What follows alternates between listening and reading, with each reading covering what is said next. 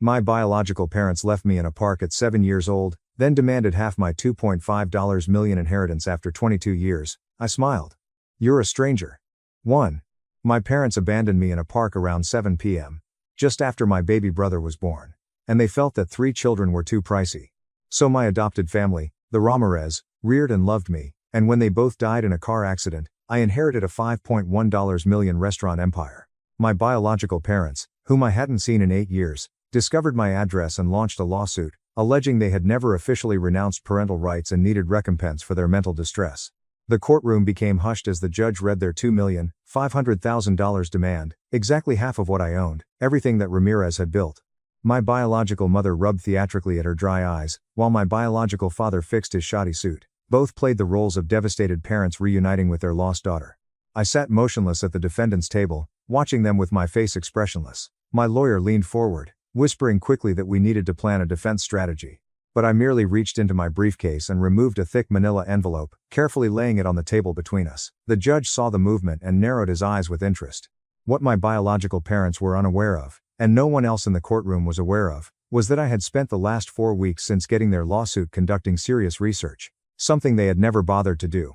Throughout the 22 years that they reared me, the Ramirez taught me a lot. Perhaps the most useful lesson was their rigorous devotion to record-keeping. Every receipt, contract, and photograph is retained, dated, and labeled. When I inherited their restaurant business, I also inherited their meticulous organizational system, which included a locked filing cabinet in their home office that I only unlocked 2 weeks ago. Inside, I discovered adoption paperwork, legal documents, and, most significantly, a private investigator's report from 1995. When they adopted me, Victor and Maria Ramirez apparently wanted to know exactly who would abandon a 7-year-old child in a public park, so they hired someone to investigate. What that investigator revealed could have helped my biological parents decide whether to file a frivolous lawsuit. The judge cleared his throat, focusing my attention back on the present moment. My biological mother was now testifying, her voice shaking with contrived emotion as she explained the agony of losing contact with me. She described sleepless nights and never-ending tears, presenting a picture of mother devotion that, if true, would have been moving. My biological father nodded in agreement, adding his own embellishments about how they'd looked everywhere for me and how they'd never stopped trying to reunite with their beloved daughter. The level of chutzpah in the performance was nearly astounding. Their lawyer, a slick-looking man with groomed hair and an expensive watch, presented their case with professional sympathy. He discussed parental rights, familial relationships that transcend time and situation, and the profound psychological suffering that my biological parents had experienced as a result of our forced separation. He made it sound as if they'd been victims of some awful injustice, rather than individuals who'd made a deliberate decision to decrease their household expenses by giving up one of their children. I remembered that day in the park with crystal clarity, despite having spent years attempting to forget it. My mother had packed a little rucksack with my favorite stuffed rabbit, a change of clothes, and a peanut butter sandwich. My father had taken us to Riverside Park, the large one with the playground and duck pond, and informed me that we were going to play a unique game. He'd termed it hide and seek. I was supposed to count to 100 near the large oak tree while they concealed, and then look for them. If I couldn't find them, I could wait by the tree and they'd return eventually. I counted attentively, eager about the game, and my voice carried across the deserted morning park. When I completed counting and opened my eyes, their automobile had already left the parking lot. I'd waited by that tree until it was dark, when a park ranger saw me shivering and crying, clutching my plush rabbit and my now empty rucksack. The sandwich had been consumed hours before, and I was too terrified to leave my allocated waiting location. The Ramirez had initially fostered me through the state system, and when my biological parents did not come forward to claim me, despite significant media coverage of the abandoned kid, Victor and Maria initiated adoption proceedings.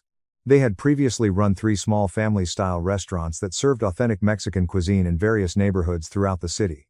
They treated me as if I had always been theirs, never making me feel burdened or obligated. Maria had taught me to cook tamale from scratch, and Victor had told me how to balance the restaurant's records. They had paid for my schooling, recognized my accomplishments, and loved me unconditionally for 22 years when a drunk motorist blew a red light and killed them both in an instant. The pain had been profound, exacerbated by the news that they had named me the only heir to everything they had built together. The restaurant chain had developed tremendously over time. What began as 3 small businesses has grown into 7 high-end sites, each carefully constructed to honor traditional Mexican culture while appealing to modern tastes. The most recent appraisal valued the business at $5.1 million. My biological parents allegedly wanted exactly half of that amount. Their lawyer was now submitting financial hardship paperwork, arguing that my birth parents' financial struggles over the years were directly tied to the trauma of losing me. He presented the judge with credit card statements and medical bills, portraying a picture of suffering working-class families who deserved to be compensated for their pain. What he carefully left out was that every single one of those financial troubles was self-inflicted and directly attributable to their own lousy choices. My lawyer finally rose to begin our defense, but I softly touched his arm, halting him. The judge lifted his eyebrows as I climbed to my feet, holding the manila packet in my hands. My biological parents exchanged puzzled looks, while their lawyer frowned with anxiety. This was not how court processes generally worked, with the defendant defending themselves mid-trial, but the judge appeared intrigued enough to let it. I took measured steps toward the bench, my heels tapping on the smooth courtroom floor, and every eye in the room followed my movement. When I got to the proper distance, I held out the envelope so the judge could see it clearly. Inside this package, I explained, my voice firm and clear, are documents that present a totally different image of my biological parents' personalities and actual intentions for this case. I'd like to present these as evidence to the court. The judge motioned for me to approach, so I handed him the envelope. As he began to extract the contents, I looked straight at my biological parents for the first time since entering the courtroom. My mother's artificial tears had dried up, giving way to genuine fear. My father's encouraging nodding had ceased, and his face was pallid with growing comprehension. They had no idea what was inside the package, but they were starting to feel it wasn't good for their case. I smiled at them then, not with a warm smile of familial familiarity, but with a cold, calculated gaze that warned of consequences. The judge's sudden intake of breath indicated that he had reached the first page of the investigator's report. The rustle of papers filled the quiet courtroom as he read, his countenance darkening with each page. My biological parents' lawyer leaned forward, attempting to figure out what had piqued the judge's interest so intensely, while my own counsel sat back with evident relaxation, finally realizing that I had been plotting something all along. What the judge was reading, and what I was about to tell everyone in that courtroom, would not only end my birth parents' case, but would also make them regret ever finding my address. The Ramirez had taught me patience, diligence, and the significance of gathering all of the data before reaching a choice. They also taught me that people who abandon children in parks deserve absolutely no pity, and I was ready to show how well I had learnt that lesson. The judge looked up from the documents, shifting his eyes between me and my biological parents with distaste. When he opened his mouth to speak, I realized the real performance was about to begin. The judge carefully laid the investigator's report down, his hands quivering slightly with what I recognized as controlled rage. He took off his glasses, cleaned them slowly, and reinstalled them before speaking. Miss Lancaster, he continued, his voice full of controlled emotion. Could you please describe to the court the nature of these documents? I nodded and turned to face the courtroom gallery, where numerous reporters had positioned themselves. Notebooks are ready. Locals were familiar with the Ramirez restaurant franchise. And apparently, my situation had gotten media notice. Perfect. When my adoptive parents, Victor and Maria Ramirez, began the adoption process in 1996, they hired a private investigator named Ethan Foster to track down my biological parents and learn more about my abandonment. I talked clearly, ensuring that every syllable reached the back of the room. Mr. Foster conducted an incredibly comprehensive examination. He discovered that my biological parents, David and Elizabeth Clark, had 3 children around 1995. My oldest sister, Emma, was 9. I was 7 years old, and my younger brother Lucas had just been born. Mr. Foster discovered through financial documents and conversations with old neighbors that my parents had estimated that raising 3 children would cost approximately $22,000 more per year than raising 2. My biological mother let out a brief protest, but her lawyer quickly stopped her with a palm on her arm. I continued without pausing. The investigator interviewed Clark's landlord at the time, Mrs. Patricia Simmons, who is still alive, and supplied a sworn affidavit, which is contained in these documents. Mrs. Simmons recalled several confrontations she overheard through thin apartment walls, in which my parents expressly debated whose child would be the easiest to cut from their household costs. They chose me because I was old enough to be self-sufficient but young enough for my older sister Emma to take over the majority of my caregiving obligations. I waited to let it sink in. They did not abandon me in a state of desperation or mental breakdown. They planned it out over several months. The judge's jaw tightened as he turned more pages. My biological father had turned absolutely white, and my mother's knuckles had gotten pale from gripping the edge of the plaintiff's table. Their lawyer was hurriedly whispering to them, most likely instructing them to request a respite, but it was much too late. The harm was already sweeping across the courtroom like wildfire. I pulled another document from my briefcase, this time more current. Your Honor, I'd also like to submit phone records for the last 7 months. You'll note that my biological parents called over 50 different law firms before finding one ready to take their case. Several taped consultations, which I received legally through public record requests, focused on the worth of the Ramirez estate and assessed what proportion they could fairly expect. In one audio, my biological father says, and I quote, "The kid owes us for the genetic material at least, and if she's sitting on millions, we deserve our cut." The reporters in the gallery were writing furiously, and I noticed several people in the public seating area shaking their heads in disdain. My biological parents' carefully crafted story of grieving divorced parents was unraveling in real time, but I wasn't done. Not even close. The investigator's report also includes interviews with my older sister, Emma, who was located in 2003.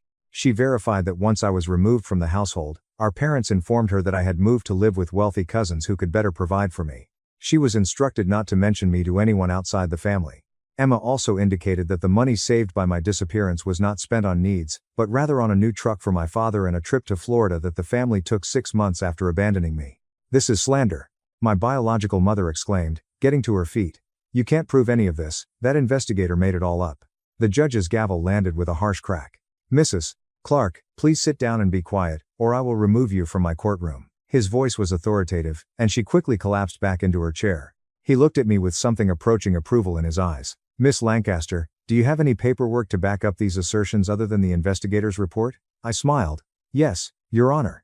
I have Mrs. Simmons' sworn declaration, phone records, bank statements from 1995 that reveal the truck purchase and vacation costs, and a video deposition from my sister Emma, who finally agreed to speak publicly about what happened after I approached her 4 months ago." The courtroom erupted with whispers and gasps. My biological parents' lawyer was now deliberately trying to sink into his chair, clearly aware that he had been handed a completely false tale by his clients. The judge raised his hand to request silence, and the audience promptly responded. "I'll need to review all of this evidence in detail," he told me. "However, based on what I've seen thus far, I'm inclined to reject this case with prejudice." Despite his lawyer's attempts to control him, my biological father eventually got the courage to speak up. "She's lying. We loved her. We searched for her for years." His desperation was evident, but his timing was disastrous. "Actually," I replied, pulling out another document. "I have proof you never searched for me at all. When the state conducted its investigation after I was found in the park, they sent notification letters to your last known address, ran newspaper ads, and even featured my case on local television news.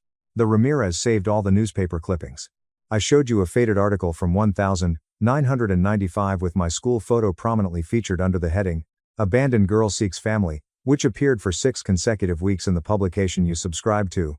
Your cable bill from that time period confirms that you have the same news station that aired my article. You saw them. You knew where I was. You chose not to come forward because you had already determined I was too expensive to keep." The hush that followed was complete and damning. Even the court reporter had ceased reporting, her fingers poised above the keyboard in amazement. My biological mother's face had turned from white to scarlet, and tears were pouring freely as she grasped the full extent of their exposure. Their lawyer had his head in his hands, most likely calculating the extent of the harm to his reputation. I felt no joy from their anguish, only a cold determination to complete what I'd begun. The judge's demeanor became more harsh as he reviewed Emma's video deposition transcript. I knew exactly what he was reading. My sister had detailed how our parents had welcomed my disappearance, how they had informed her I was better off without them, and how they had never showed regret or worry for my safety or happiness. She also shared something I didn't know till she told me. They had made a similar threat to forsake her when she became pregnant at the age of 17, telling her she could either have an abortion or go somewhere. She had chosen abortion and endured the trauma for years. "Your Honor," I replied, drawing his attention back to me. "My biological parents aren't here because they've suffered emotional trauma from losing me. They're here because they spent 8 years not caring if I was alive or dead, and then they discovered I'd inherited money."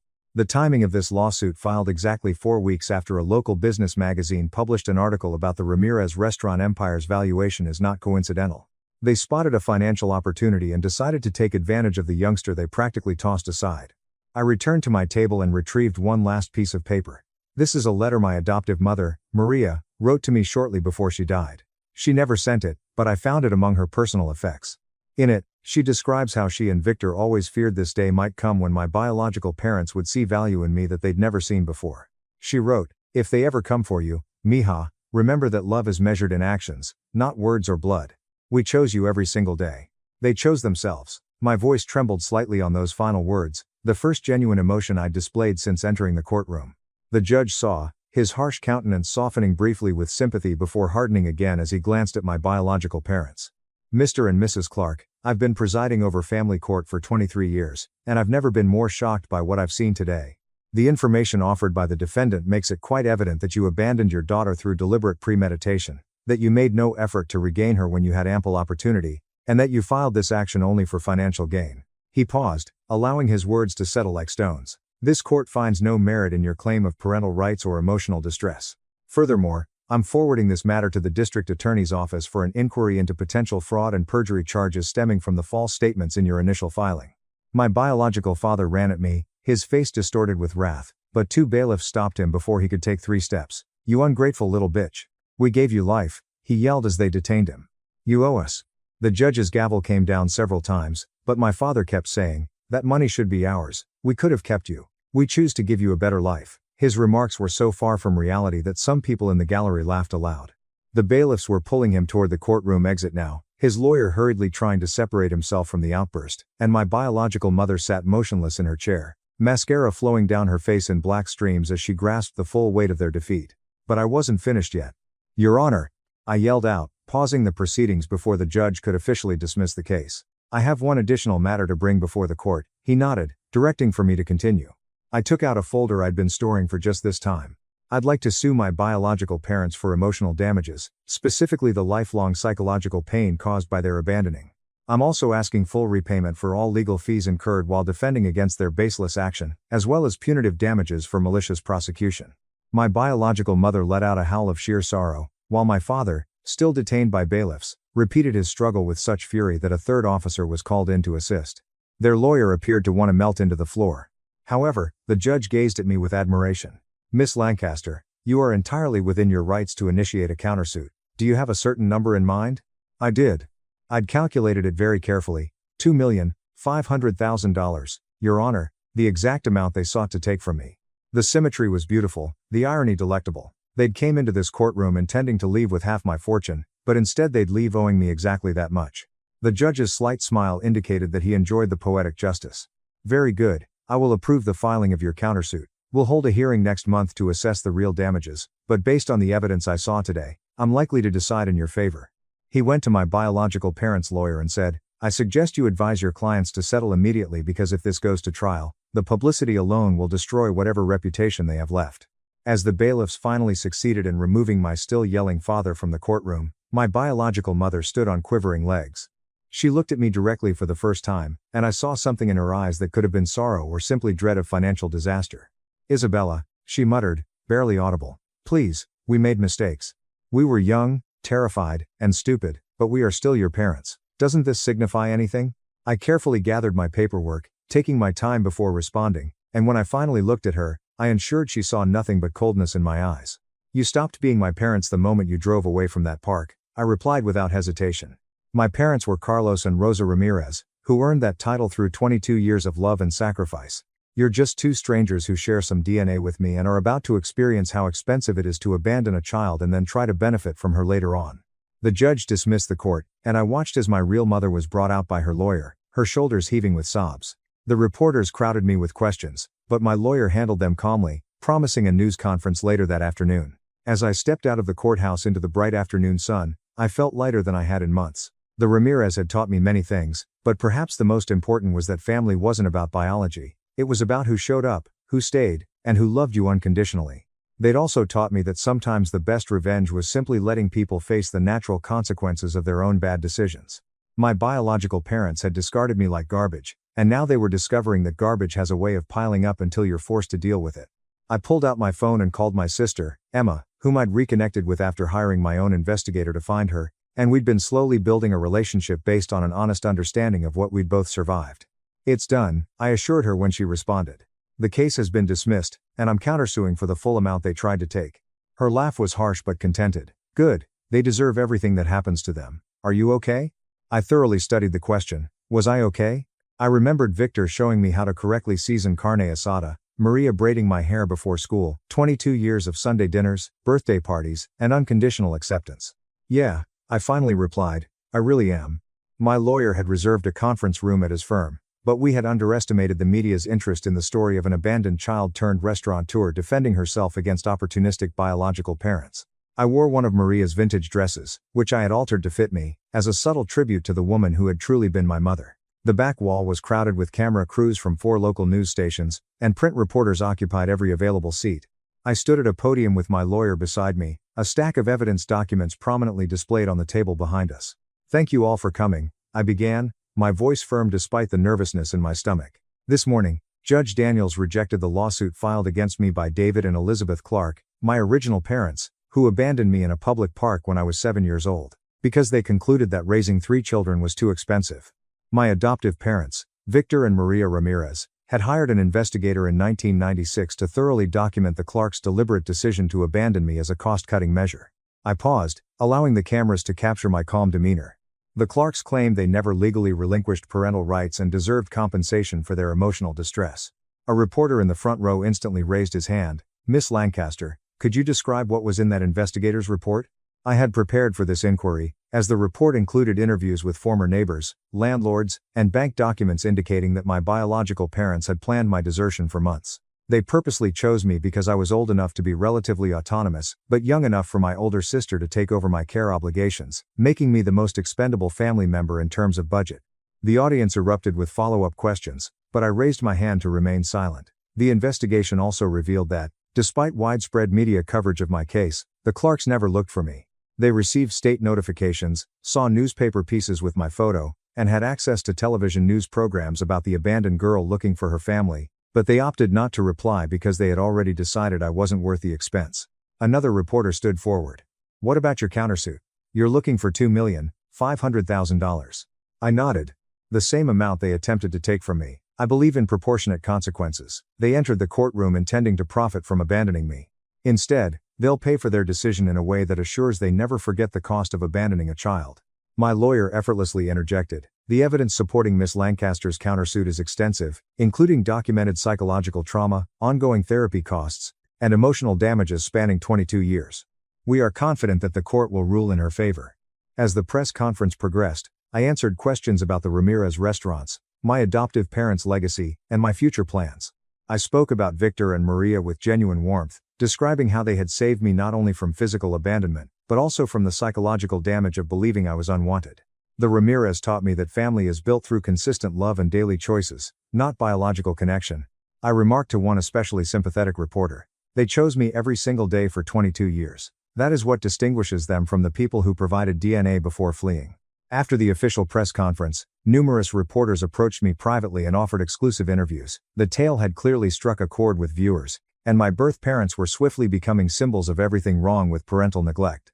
A producer from a national morning show asked me to participate with child advocacy professionals to discuss abandonment trauma. I politely declined, explaining that my goal was not fame, but justice. The public's reaction to the courtroom revelations was swift and brutal. By that evening, my biological parents' names were trending on social media, accompanied by photos from court and scathing commentary, and someone had dug up their current address and place of employment. My biological father worked in shipping at a warehouse, and my mother was a part-time cashier at a grocery store. Within hours, both employers issued statements announcing that the Clarks had been placed on immediate administrative leave pending an investigation. The court of public opinion delivered its own verdict, and it wasn't kind. I watched the news from my apartment that night, a spacious 2-bedroom place I'd purchased with my first restaurant management bonus. The local news stations ran segments titled "The Abandoned Heir and Parents or Predators," showing courthouse footage of my calm testimony in contrast to my biological father's violent outburst. My phone was constantly buzzing with messages from friends, distant relatives, and business associates expressing their support.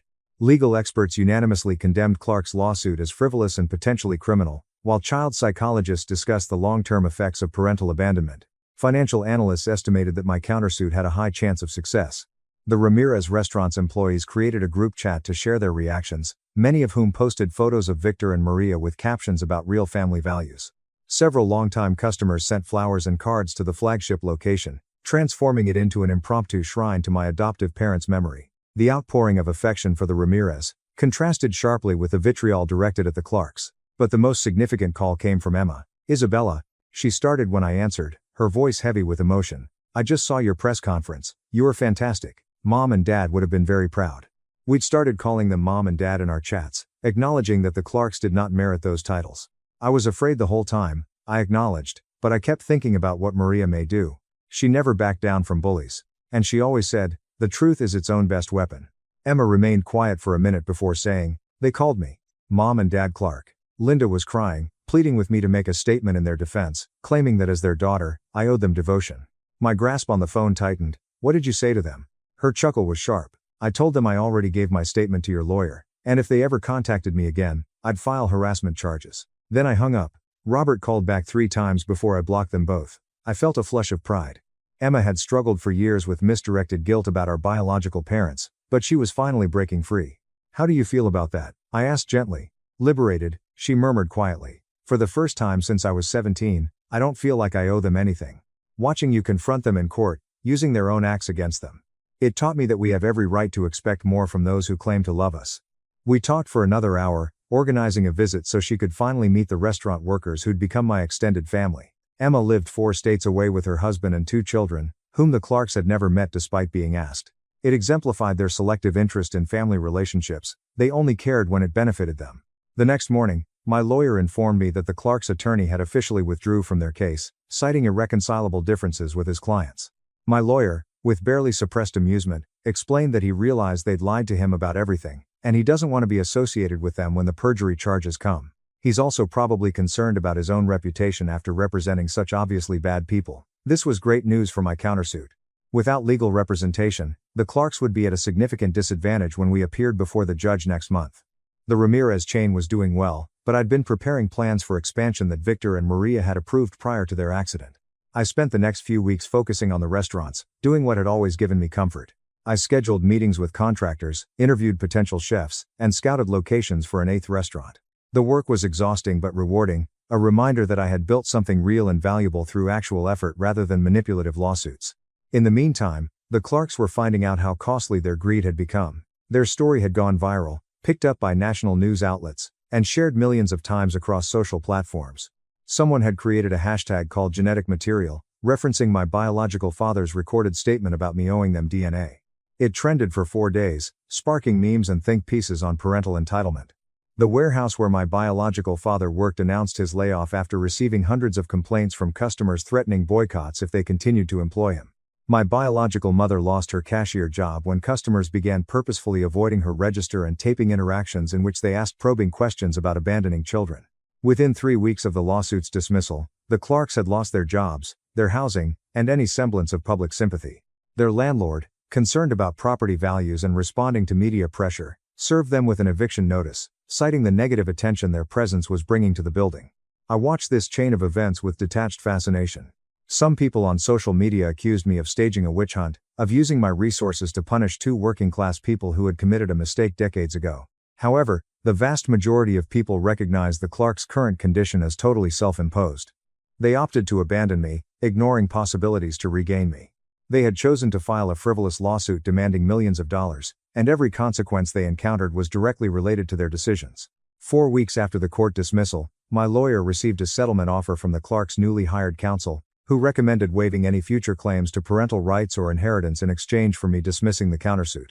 The offer included a written apology and an agreement to never contact me or my sister again, which my lawyer gave to me in his office while carefully watching my reaction. It's actually a reasonable offer, he added. You'd avoid the hassle of a trial, and they'd be forever out of your life. The written apology might be made public, providing you with extra vindication. I carefully reviewed the proposed settlement, noting the carefully worded apology that nevertheless avoided accepting responsibility for abandoning me. It referred to difficult circumstances and regrettable decisions without acknowledging the calculated cruelty of my months-long abandonment. The financial terms would leave the Clarks essentially judgment-free, allowing them to rebuild their lives without incurring the massive debt my countersuit would impose. What do you recommend? I inquired with my lawyer. He leaned back in his chair, looking at me with the same attentive face Victor used to use while educating me about important business issues. Professionally, I'd call it a reasonable settlement. You receive everything you actually need. They stay away indefinitely. You receive public vindication while avoiding months of court proceedings. He stopped thoughtfully. Personally, as someone who has read every detail of what they did to you, I believe they deserve to face the full consequences of their actions in court. But this isn't a legal opinion. That is a human one. I placed down the settlement papers and smiled. Then I'll reply as a person, not as a defendant. Tell their lawyer that we reject the settlement. We'll meet them in court next month, and I'll demand the entire $2,500,000 in damages, plus attorney fees and court costs. My lawyer responded with a strong grin of approval. I was hoping you'd say that. The rejection of the settlement offer created a new media cycle. Legal experts discussed whether I was being vengeful or suitably firm, but child advocate organizations openly endorsed my decision, stressing that child desertion should result in harsh consequences.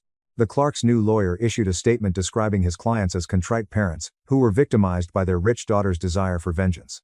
The statement backfired dramatically when a journalist learned that the Clarks' apology in the settlement offer was written by their lawyer rather than them personally.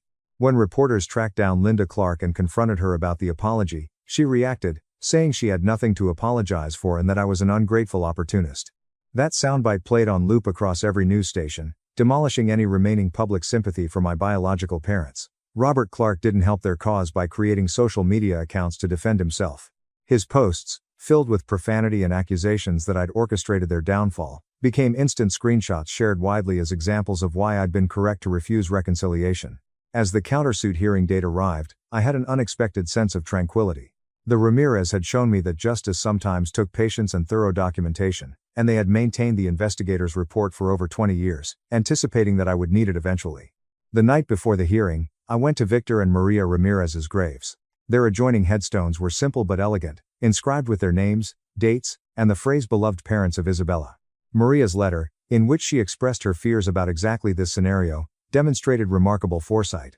They had protected me even after death, and I was honoring their memory by refusing to let the Clarks profit from their cruelty. I knelt between their graves, placing fresh flowers on each. "I hope I'm making you proud," I whispered to the cold marble. "You taught me to stand up for what's right, to value family based on love rather than biology, and to never let bullies win." I stayed there for an hour talking to Victor and Maria about the restaurants, Emma, and all the ways their love continued to shape my life years after they'd passed away.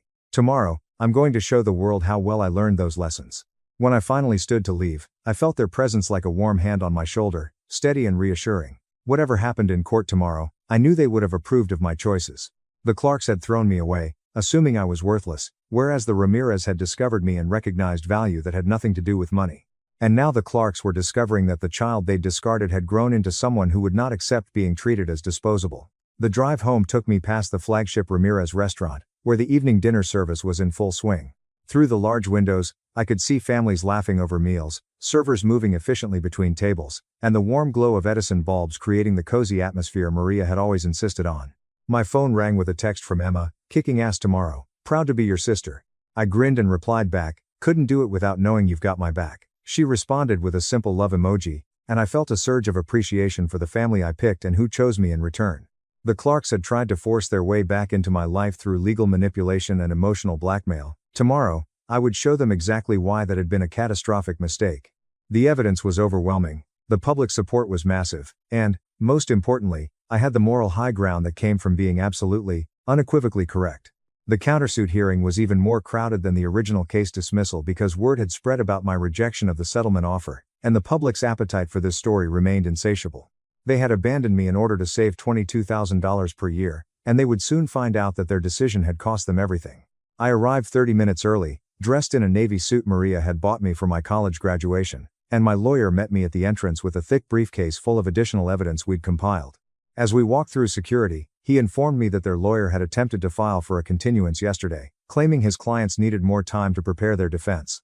The judge denied it, which was good because the Clarks had already received more attention than they deserved. Inside the courtroom, I saw my biological parents sitting at the defendant's table with their new lawyer, a harried-looking man in his 50s who kept shuffling papers nervously. Linda Clark had aged visibly in the 3 weeks since I'd last seen her. Her hair was unwashed, pulled back in a messy ponytail, and she wore a cheap dress that hung awkwardly on her frame. Robert Clark looked even worse, having lost weight, his suit jacket sagging on his shoulders, and refusing to make eye contact with anyone. Their downfall had been swift and thorough, and it showed. The gallery behind them was conspicuously empty compared to my side, where Emma sat in the front row alongside other Ramirez restaurant managers and employees who'd asked time off to support me. The disparity in support systems couldn't have been starker. Judge Daniels entered, and we all rose. "Let's proceed," he said without preamble. "This is a hearing to determine damages in the countersuit filed by Isabella Lancaster against Robert and Linda Clark for emotional trauma resulting from childhood abandonment and malicious prosecution. Miss Lancaster, your opening statement." I walked to the center of the courtroom, confident in having the truth on my side. "Your Honor, 22 years ago, Robert and Linda Clark made a calculated decision to abandon me in a public park, because they determined that raising 3 children was $22,000 more expensive per year than raising 2. Fortunately, I was discovered by park rangers and eventually adopted by Victor and Maria Ramirez, who spent the next 2 decades demonstrating that family is built through consistent love and daily choice. That decision did not just leave me waiting by a tree until dark, scared, hungry, and confused, but it also fundamentally altered my understanding of trust, family, and self-worth, stability, education, unconditional acceptance, and, most importantly, they taught me that I had inherent value regardless of my biological origins or the cost of maintaining it. The Clarks recently attempted to exploit the grief of my adoptive parents' deaths by filing a fraudulent lawsuit claiming parental rights and emotional suffering. They claimed $2,500,000, exactly half of the inheritance I received from the folks who raised me, but their lawsuit was dismissed because overwhelming evidence showed they never looked for me, never regretted abandoning me, and only became interested in me when they realized I was wealthy. I turned to face Robert and Linda Clark. My countersuit seeks the same amount they attempted to take from me, not out of vengeance, but because actions must have proportional consequences. If abandoning a child costs nothing, and attempting to profit from that abandonment costs nothing, we're sending a message that children are disposable when convenient and valuable only when profitable. I returned to my workstation and took out a bound document. I'm seeking $2,500,000 to compensate for verified psychological damage, ongoing therapy expenditures, loss of opportunity to build good family relationships in childhood, and emotional suffering caused by their recent lawsuit. I'm also asking full payment for legal fees and court costs, which presently total $110,000. The particular amounts made the request tangible and irrefutable. Judge Daniels nodded slowly. Thank you, Miss Lancaster. Mr. Brennan, please respond on behalf of the defendants. The Clark's lawyer stood unwillingly. Your Honor, my clients admitted that they made a terrible mistake 22 years ago. They were young, financially strapped, and made a decision they've regretted ever since. Brennan continued, seeking over $2.5 million in damages from 2 people who currently have no employment, no assets, and no ability to pay. Such a judgment seems excessive and punitive rather than compensatory, as he gestured toward his clients. The evidence showed that they had celebrated my absence and never attempted to find me. Robert and Linda Clark have already faced serious consequences. They lost their employment as a result of the media's coverage of this case. They have been evicted from their home. They've become outcasts in their town. My clients believe they have already paid a high price for their previous misdeeds, and they respectfully urge that the court consider their present financial condition when deciding any damages given. His strategy was apparent. Make the Clarks appear suitably punished, and make me look like a bully kicking people when they were down. It might have worked if not for the considerable documentation I'd created. Your Honor, I responded, rising again without waiting for permission. May I respond to counsel's characterization of events? The judge asked. Mr. Brennan claims that his clients have regretted abandoning me every day for 22 years. I would like to provide evidence that directly contradicts this claim. My lawyer handed me a folder, and I pulled out documents obtained through Emma's cooperation. These are birthday cards from my older sister, Emma, to our biological parents over the years. Emma directly questions in several cards from when her children were born and as they grew older why her parents never want to meet their grandchildren, why they never inquire about me, and if they ever regret what they done to me. I read aloud from a card dated 6 years ago. Mom and Dad, Jamie will start kindergarten next month. He keeps asking why he doesn't have grandparents Linda and Robert like his classmates. What do I tell him? Do you ever think about Isabella and worry if she's okay? I tried to find her again but couldn't. Love, Emma. As I continued, there was complete silence in the courtroom. Linda Clark's response, handwritten on the back of a grocery shop receipt, states, quote, "Tell Jamie we're too busy to be grandparents. As for your sister, she's probably better off wherever she ends up. We did what we had to do and don't need to justify it to anyone, stop asking about it." End quote. I stared at Linda Clark, whose face had turned ashen. This does not seem like someone who constantly second-guesses their decisions. This seems like someone who deliberately avoided confronting what they had done. I gave several more such examples, each of which demolished the myth of contrite parents plagued by their decisions. Judge Daniels' demeanor grew deeper as he perused the evidence. Robert Clark sank in his chair as Linda cried again, but this time the tears appeared to be of defeat rather than manipulation. Furthermore, I discussed their current financial troubles. I'd like to stress out that the defendants lost their jobs as a result of their own acts, in response to the media publicity. Linda Clark was fired after being caught on camera verbally insulting customers who questioned her decision to abandon me. Robert Clark was fired after creating social media accounts where he tweeted profanity-laced assaults on me and threats to journalists covering our case. I provided copies of Robert's social media posts, highlighting particularly severe instances in which he called me spoilt and stated I deserved to rot in hell for wrecking his family. The judge was very angry when he read these. I saw that these posts were made 2 weeks ago, well after their lawsuit had been rejected. They show continued hatred and a complete absence of the regret that Mr. Brennan claims they feel. Their lawyer provided no effective rebuttal. He sat down hard and whispered urgently to his clients, both of whom appeared to want to disappear. The court called a quick recess, and when I stepped into the hallway, Emma hugged me warmly. "You're destroying them," she said. "Good. They deserve it." When we reconvened, Judge Daniels had definitely made his choice. His tone was hard and cold. "I have studied all of the information supplied, and I believe Miss Lancaster's assertions are very credible and thoroughly documented. The defendants abandoned their 7-year-old daughter with calculating intent, exhibited no remorse or attempt to locate her for 22 years, and then filed a bogus case to profit from that abandonment." He focused his harsh look on Clark's. "Your own words, preserved in letters and social media posts, show that you have no genuine regrets about your acts. You're simply sorry that your greed and brutality have finally resulted in outcomes you can't avoid." The judge consulted his notes. "This court awards Isabella Lancaster the full requested amount of $2,500,000 in compensatory and punitive damages, plus $110,000 in legal fees and court costs for a total judgment of $2,610,000. Linda Clark let out a choked sob, while Robert simply stared at the table before him. Their lawyer made a poor attempt to obtain installment payments, but the judge interrupted him. "The defendants have demonstrated no ability or willingness to pay any amount voluntarily. Miss Lancaster's legal team may pursue collection through any lawful means, including wage garnishment and asset seizure." But I hadn't finished. I stood again, eliciting perplexed looks from both the judge and my own counsel. "Your Honor, if I may, I have one more request." He lifted his brow and nodded. "I'd like to ask the court to grant a permanent restraining order banning Robert and Linda Clark from contacting me, my sister Emma, or any member of Emma's family, including her husband and children. In addition, I seek that they be legally forbidden from doing interviews concerning this case or me, and that any violation of these limits result in immediate contempt proceedings." The judge's small smile indicated that he approved of my thoroughness. "Yes, the court will issue a permanent restraining order with those exact specifications. Any attempt by the defendants to contact Miss Lancaster or her family, or to benefit from their story through interviews or book sales, may result in criminal contempt proceedings and possible jail time." Robert Clark eventually found his voice and stood up abruptly, ignoring his lawyer's restraining hand. "This is insane. You're going to ruin us for something that happened 2 decades ago. We can't afford it. We have nothing." The judge's gavel fell sharply. "You have nothing because you spent your lives making selfish, cruel decisions that eventually caught up with you. This court has no sympathy for your situation." He stared at me with something like reverence. "Miss Lancaster, your adoptive parents would be very proud of how you've handled this situation. You've demonstrated both strength and principle." As the bailiffs approached to remove Robert, who was still protesting loudly, Linda Clark turned to look at me one more time.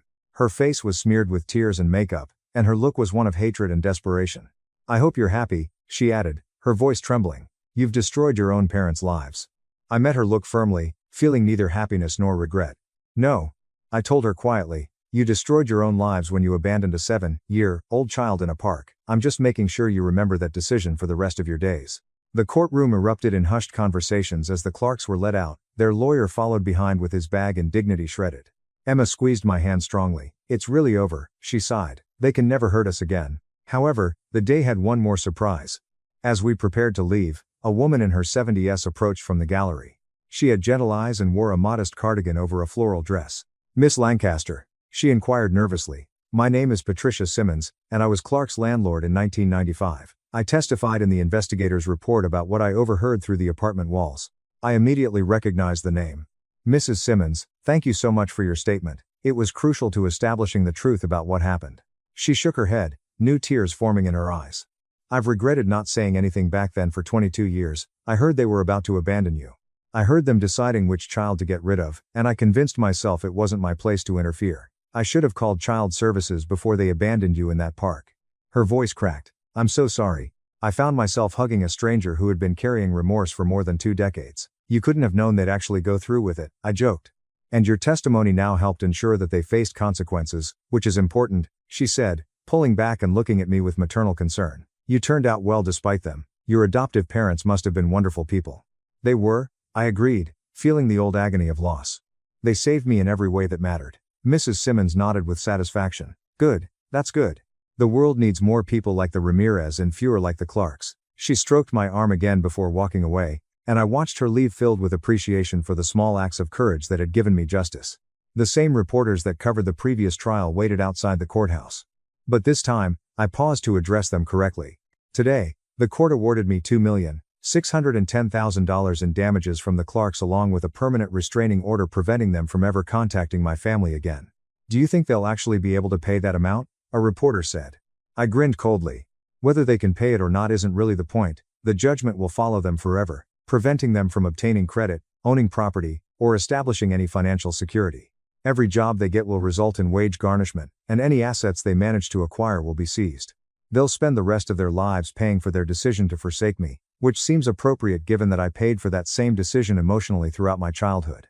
Another reporter inquired, do you feel like you've gotten closure now? I thought about the question thoroughly. Closure isn't really the right word. What I've gotten is justice and protection. The Clarks can never hurt me or my sister again. They can't profit from their cruelty, and they'll carry the consequences of their actions for the rest of their lives. That's not closure. That's accountability. And it's exactly what they deserve.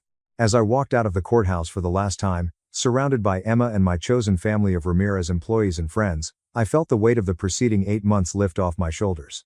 The Clarks attempted to take everything from me twice. Once, they abandoned me in a park, and again, they filed a greedy lawsuit. Both times, they had failed, and this time, they paid a price that would haunt them until their death. Victor and Maria taught me that love was measured by acts rather than words or biology.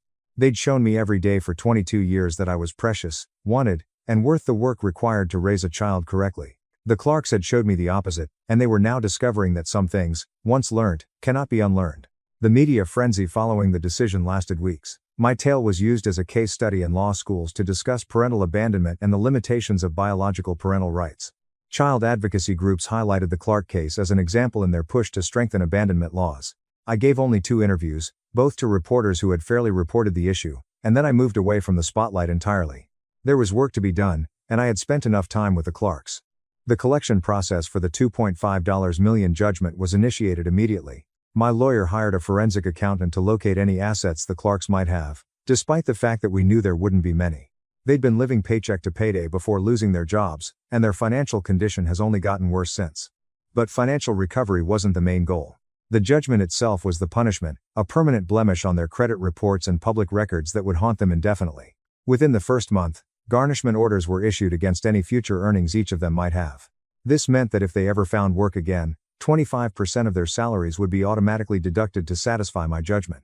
The forensic accountant revealed Robert had a small retirement account through his old company worth around $17,000. We seized it instantly. Their 2003 Toyota Camry was repossessed and sold at an auction for $4,500.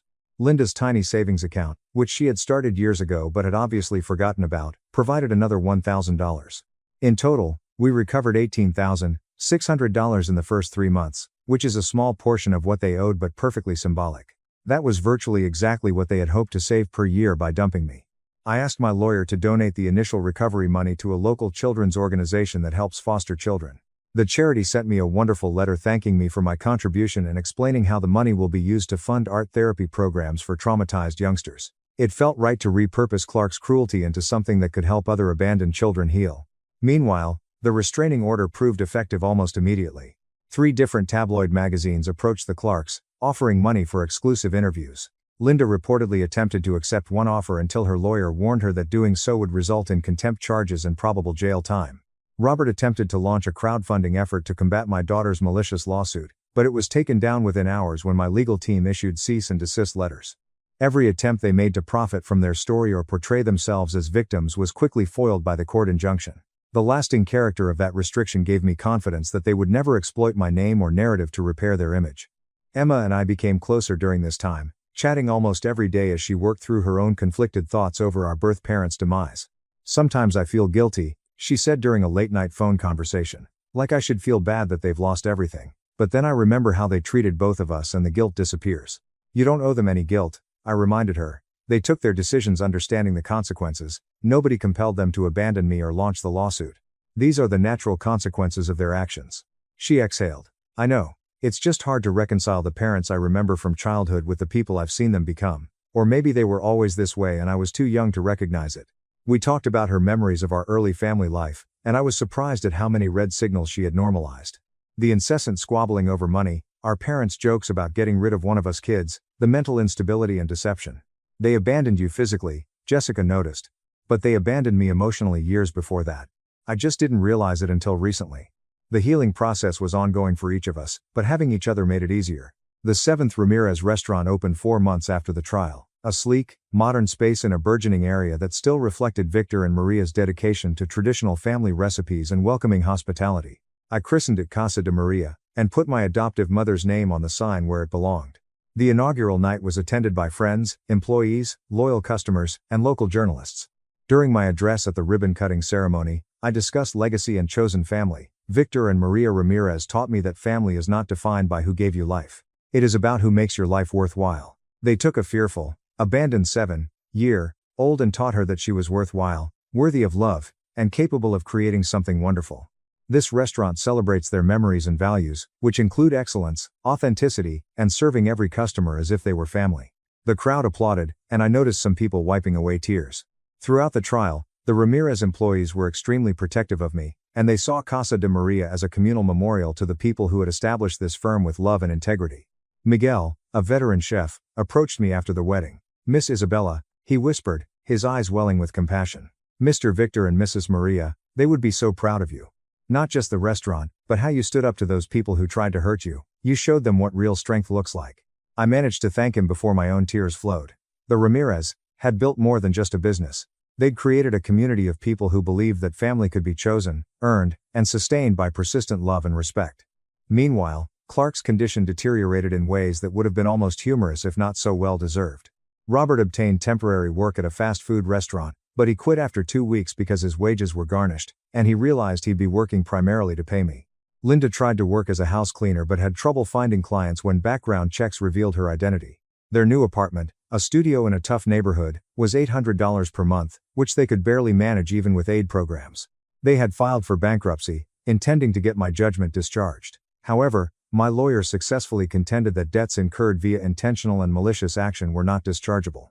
The bankruptcy court agreed, which meant that the $2.5 million judgment would remain with them even after they filed for bankruptcy. Every financial door they attempted to open was slammed in their faces, branded with my name and their previous actions. 6 months following the ruling, I received an unexpected letter. It had been sent through my lawyer's office to avoid violating the restraining order, and it came from Linda Clark. My lawyer told me not to read it, claiming it was likely manipulation or harassment, but my curiosity won out. The letter was scrawled on lined notebook paper, and the lettering was wobbly and uneven. "Isabella," it started. "I know I'm not supposed to contact you, but I'm sending this through your lawyer, hoping he'll at least show it to you. I need you to understand something about that day in the park. We were drowning financially. Robert had lost his job, we were 3 months behind on rent, and the baby wouldn't stop crying. Every night felt like we were suffocating under the weight of bills and responsibilities. We decided to leave you in the park not because we didn't love you, but because we believed you'd be better off in the foster system, where the state would pay for your care. We expected them to swiftly put you with a lovely family because you were pretty and well behaved. We thought we were doing the best thing for everyone." The letter went on like this for several paragraphs, trying to reframe desertion as sacrifice. "When we saw you had been adopted by wealthy restaurant owners, we felt vindicated. We'd convinced ourselves that tracking you down would only disrupt your new life, so we stayed away. It wasn't until we were struggling again years later that Robert suggested that you might want to help your biological parents now that you've achieved success. We assumed you'd understand that family helps family, even if we'd been away for a long time." The final phrase was particularly striking. "I'm not asking you to forgive us or withdraw your judgment, though that would clearly help. I simply want you to know that we're not monsters. We're ordinary people who made a difficult decision in a difficult position. And we've paid a higher price than seems fair. We've lost everything. Our jobs, our house, our dignity, our future will probably never recover from this. I hope someday you'll learn that revenge isn't as pleasant as you imagined it would be, and that destroying us hasn't mended whatever hurt you believe we inflicted. Signed, Linda Clark." I read the letter 3 times, expecting to feel anything. Guilt, sympathy, anger, or anything. Instead, I had only frigid clarity. Linda still didn't know what she had done wrong. She saw abandoning as a practical option taken under financial pressure, not a fundamental moral failure. She assumed that apologizing for being ordinary folks in a tough situation absolved her of intentionally leaving a child in a park. Most tellingly, she continued to believe that I was the one who ruined them, refusing to acknowledge that they had damaged themselves via their own actions. I composed a response, certain that my lawyer would ensure it did not breach the restraining order by being issued through official means. "Mrs. Clark," I wrote, "your letter explains precisely why the decision was right and necessary. You still don't understand what you did wrong. You abandoned a 7-year-old child not because you didn't have any other options, but because it was more financially convenient for you. You could have properly surrendered me to state custody and worked with social services to find a family placement. Leaving a tiny child in a park with orders to wait for you, knowing you'd never return, wasn't a hard option in a difficult situation. It was cruelty disguised as pragmatism. I said, "You say you assumed I'd end up somewhere better, but you never checked. You never phoned the state to make sure I was safe. You never looked at the news coverage, begging for information on the abandoned girl. You established assumptions that justified your decision, and then spent 20 years avoiding any information that may challenge those assumptions. That's not love or sacrifice, it's purposeful neglect." My pen went faster as 22 years of buried rage finally found expression. "You say you're not monsters, just ordinary people, but ordinary people don't abandon their children. Ordinary people face financial difficulties and find solutions that don't involve discarding a family member. Every day, millions of parents deal with overwhelming stress, crying babies, and financial pressure without resorting to abandonment. You are not victims of circumstance, you are people who selected the most brutal option available because it was simpler than being great parents." I paused to consider how to end the letter. "You claim I've destroyed you for vengeance, but consider what actually damaged you. You lost your jobs because you verbally harassed customers and posted threatening social media postings. Every single consequence you're experiencing stems directly from your own decisions, not from my need for vengeance. You lost your home because you couldn't afford rent after losing income due to your own actions, and you're facing a massive judgment because you filed a fraudulent lawsuit in order to profit from the child you abandoned." The final paragraph was crucial. "You say we'll never recover from this judgment. Good, that's the point. You threw away a 7-year-old child because you didn't want to spend $22,000 a year on her care. Now you'll spend the rest of your lives paying for that decision. That's not revenge, that's justice. And yes, it is extremely satisfying." I signed it, Isabella Ramirez Lancaster, and included my adoptive parents' names to remind Linda of my true family. My lawyer sent the letter through the appropriate legal procedures, and I never heard from Linda Clark again. The restraining order was effective, and she appeared to understand when the penalties were swift and harsh. Life progressed with startling normalcy. Following that, restaurants blossomed. Each location develops its own individuality while adhering to the key values Victor and Maria set. I hired a general manager to oversee day-to-day operations, allowing me to concentrate on strategic expansion and menu development. Emma went with her family to celebrate Casa de Maria's first anniversary, watching her children play in the restaurant while servers gave them special goodies. I felt tremendous gratitude for the family I'd forged from the ruins of my youth. 1 year following the judgment, the forensic accountant's quarterly report revealed that we had recovered $75,000 through different seizures and garnishments. It was only a little portion of the overall sum owing, but the gradual, methodical collecting approach served its objective. Every paycheck the Clarks received was cut. Each asset they attempted to conceal was uncovered and seized. Every attempt to rebuild was impeded by my judgment, which hung over their financial lives like a constant shadow. I agreed the accountant's request to donate each collected sum to children's charity, changing Clark's debt into assistance for children who had been abandoned or placed in foster care.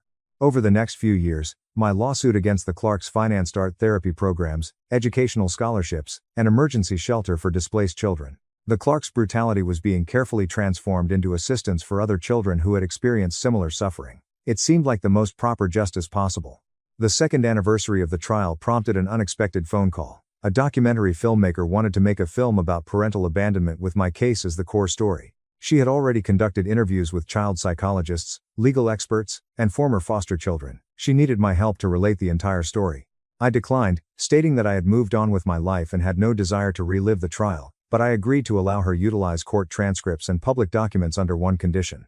Any profits from the documentary had to go to children's advocacy groups. She accepted immediately, and the finished picture received great acclaim when it appeared at a film festival 18 months later. It received documentary film honors and generated national discussions about improving child abandoning laws. I never watched it, but I received messages from people who did, praising me for speaking up and inspiring them to confront their own familial traumas. 3 years after the verdict, Emma called with startling news. "Isabella, I need to tell you something and I don't know how you're going to react." Her worried tone immediately alerted me. "What's wrong?" "Nothing's wrong exactly. It's just, well, Linda had a stroke. She's in the hospital and the doctors say she probably won't fully recover. Robert contacted and asked if we might help with medical expenditures." My initial reaction was to laugh at the boldness, but Emma's distress stopped me. "What did you tell him?" "I instructed him to talk to a social worker about Medicaid and hung up. But Isabella, part of me feels guilty. I know she's a terrible person who doesn't deserve help, but she's still our biological mother and she's suffering." Emma's conflict made sense to me. Despite everything, she had been with the Clarks longer than I had and remembered nicer days from her youth. "Jess, listen to me.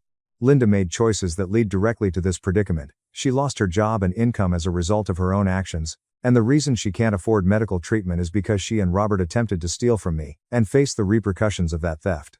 You are not responsible for her well-being, you never were. Emma was quiet for a bit. I know you're right, I just needed to hear you say it. We spent another hour discussing guilt, familial commitments, and the distinction between cruelty and boundary setting. By the end, Emma was confident in her decision to keep no contact, and I was pleased that she had phoned me rather than making a decision based on misguided obligation. Linda Clark suffered a stroke that left her partially disabled and unable to work. Robert, now in his 60s and dealing with his own health issues, took up the role of her primary caregiver while still working to cover their basic needs. His wages were garnished automatically, with 25% deducted from whatever tiny amounts he managed to make. According to the information my lawyer received, they were living in a trailer park on the outskirts of town, relying on government aid and whatever odd jobs Robert could get. Their aggregate monthly income following garnishment was less than $1,500. The life they'd created through their own terrible choices had become just as constrained and tough as they'd thought mine would be if they kept me. 5 years later, on a lovely afternoon as I was examining menus for the 9th Ramirez restaurant site, my lawyer called with news. Isabella, I wanted to inform you before you hear it elsewhere. Robert Clark died yesterday. Heart attack. He was found by a neighbor after not being seen for 2 days. Linda is being moved to a Medicaid nursing facility since she can't care for herself. I didn't feel anything. There is no satisfaction or pain, only a neutral recognition of information. Thank you for letting me know, I said. Does this affect the judgment at all? His death discharges his portion of the debt, but Linda's portion remains. Of course, she has no assets or income to garnish now, so realistically, we won't recover anything further. The judgment will remain on record, but collection is essentially impossible. We briefly talked logistics before hanging up. I remained at my desk for a long time afterwards, thinking about Robert Clark and the life he'd squandered due to his own brutality and greed. He died alone in a trailer, separated from both of his daughters, having ruined every relationship and chance by his own actions. He'd spent his final years beneath the shadow of a verdict that guaranteed he'd never escape the penalties of abandoning his daughter. Was that justice? I remembered Victor and Maria, who perished together in an accident, surrounded by love and leaving a legacy of kindness and prosperity. I considered the hundreds of employees whose lives they'd improved. Thousands of people had dined in restaurants founded on family and quality standards. I remembered myself, the abandoned child who had been converted into someone capable of building on their foundation. Yes, Robert Clark's lonely dying in a trailer while owing an unpaid debt served justice. Not because it satisfied me, but because it illustrated the unbreakable truth that cruelty compounds into isolation, whereas love compounds into inheritance. Linda Clark would spend her final years in a state-funded facility. According to reports, her stroke destroyed much of her memory while leaving her aware of who I was and what she had done.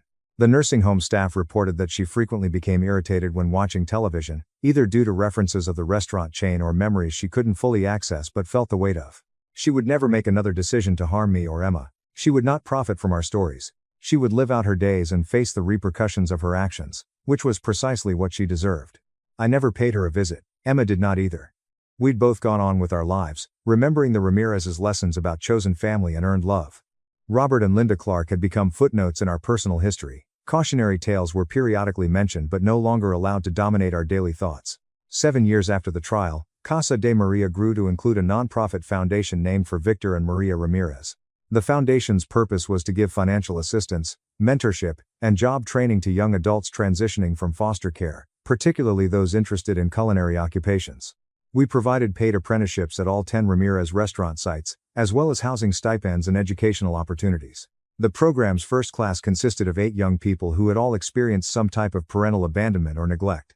Working with them, seeing their potential blossom under consistent support and high expectations, brought new meaning to everything I'd been through.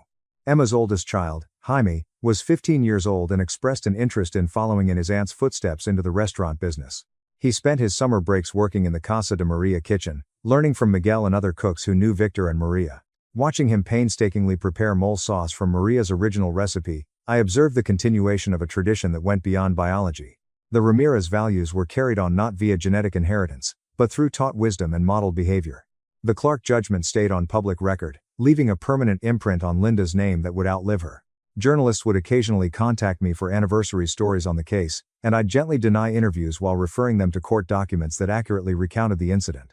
The case appears to have inspired numerous state legislators to improve child abandonment laws and address loopholes that had previously permitted the Clarks to evade criminal prosecution in 1995.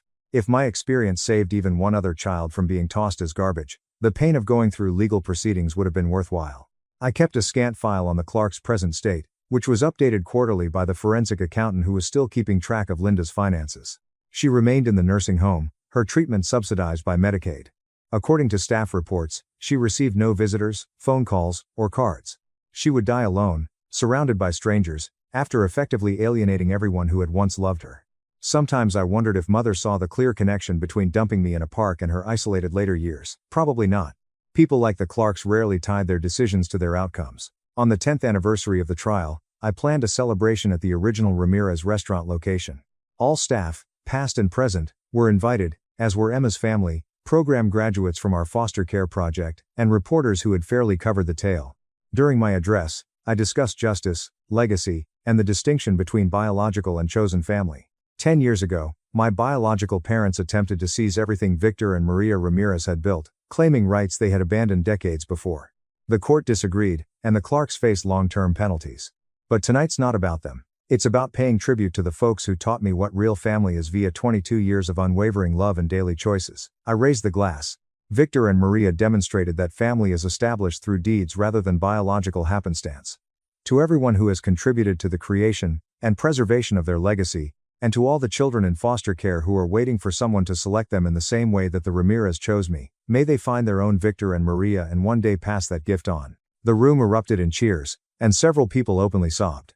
After the formal program, people shared their own tales of chosen family, of parents who were not blood relatives but made a significant difference. The evening became a celebration not only of the Ramirez, but also of the daring idea that family might be intentionally created rather than passively accepted. Later, while I helped clean up after the celebration, Emma approached with something in her hand. "I found this in Mom Clark's things after Dad Clark died," she explained, using the names we'd given them to make it clear they weren't our parents in any meaningful way. When the nursing home cleared out their trailer, they shipped it along with other belongings. "I felt you should have it." She handed me a little, old, creased photograph. It included 3 children, a 9-year-old girl, a 7-year-old girl, and a baby, Emma, Lucas, and I'd taken a few months before they abandoned me. Emma had a protecting arm around my shoulders in the photo. I smiled at the camera. The infant cried. On the back, in faded pen, someone had written, "Our 3 kids, 1,995. I stared at the photo for a long time. I studied the 7-year-old girl's face, who had no idea what was going to happen. She seemed happy, trusting, and normal, just like a youngster should. "Do you want to keep it?" Emma softly inquired. I considered it, then shook my head. "No, that girl in the photo doesn't exist anymore. She became someone better, someone stronger, someone who learned that family is built through love, not obligation." I returned the photo to Emma. "You may keep it or throw it away. Either alternative is acceptable with me." She looked at my face for evidence of suppressed emotion, but I felt completely at ease with my decision. The past was only data points that led to the present. I didn't need a fading photo to remember where I'd come from or how far I'd gone. The following week, the forensic accountant provided his last update. Linda Clark died in her sleep at the care facility. 7 years, almost to the day after Robert's death. She was 73 years old, and her health had slowly deteriorated since the stroke. She died owing me $1,933,400. The remaining amount from many minor collections over the years. The accountant inquired whether I wanted to pursue the debt against her estate, such as it was. I declined. The ruling had fulfilled its objective. It had followed her around every day, keeping her from ever escaping the repercussions of her decisions, reminding her with each seizure and garnishment that acts have costs. It didn't matter whether she had paid the entire price monetarily. She had paid in every way that mattered. I didn't attend either funeral. The Clarks were strangers who just shared some DNA with me. Their deaths were just the logical conclusion of lives spent without love, integrity, or genuine human connection. They had chosen brutality and convenience over family, greed over grace, and died alone, having shattered every relationship they had ever known. Meanwhile, I stood at Ramirez-branded restaurants, surrounded by people who had chosen me and been chosen in return.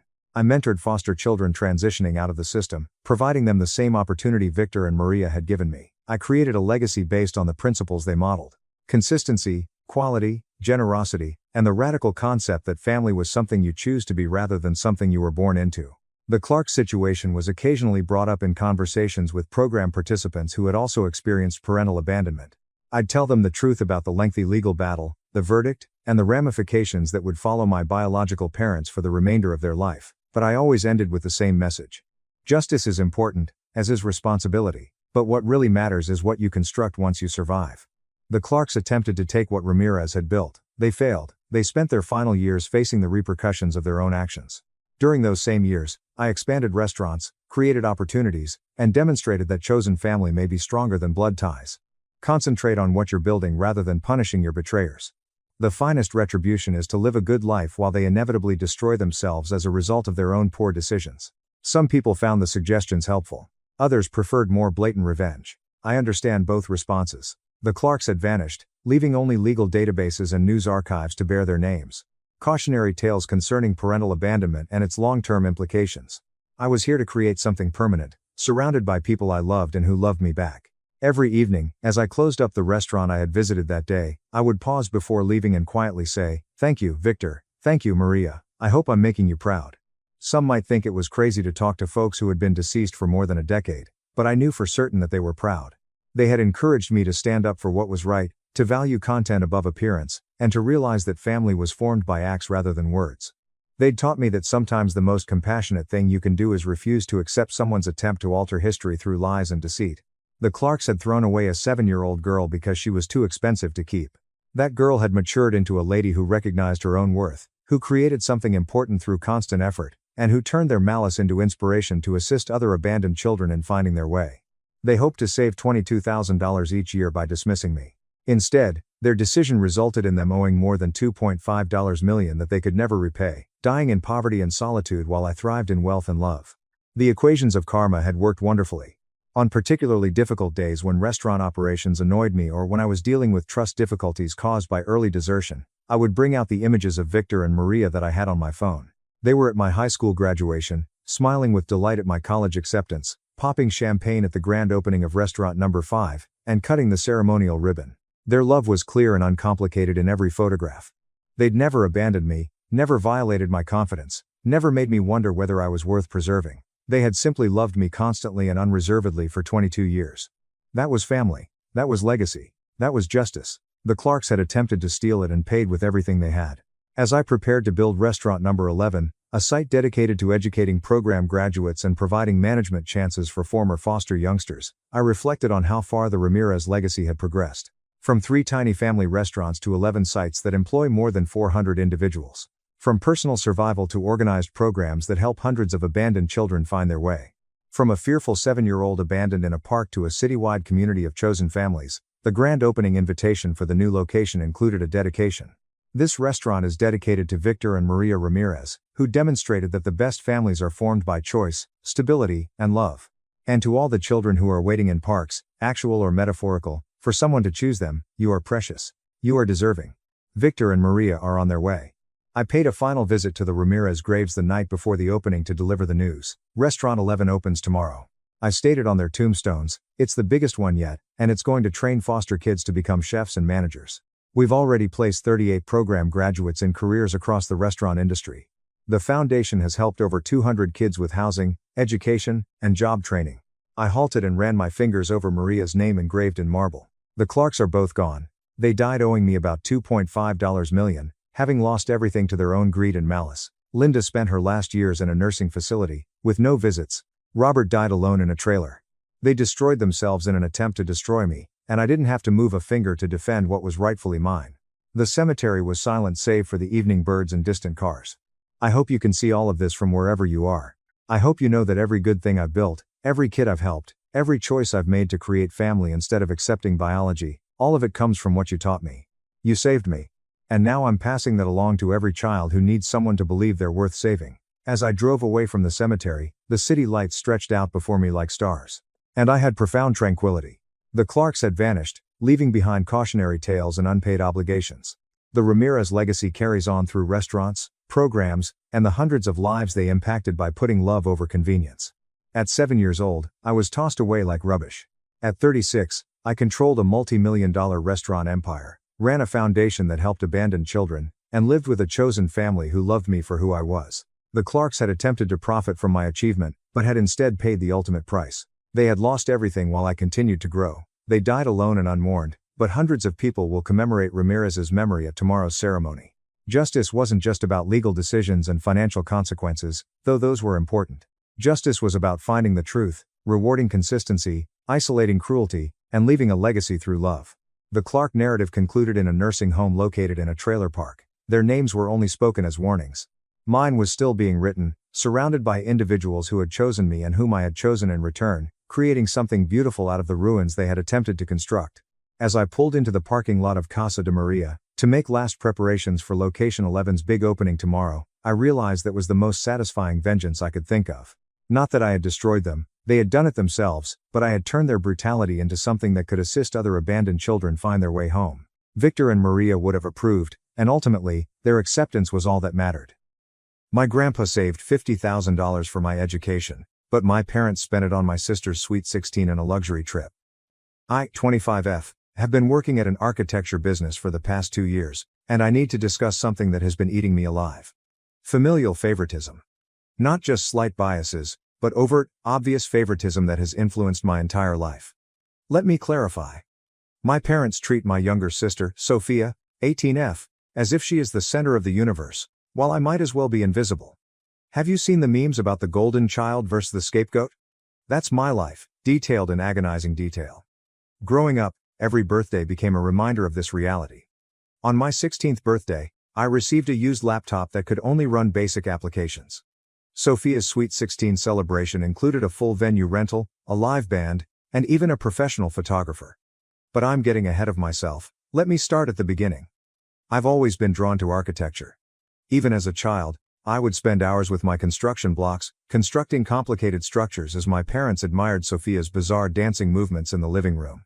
"Look how naturally talented she is," they'd exclaim, while my meticulously crafted structures were tossed aside without a glance. This pattern persisted through our lives.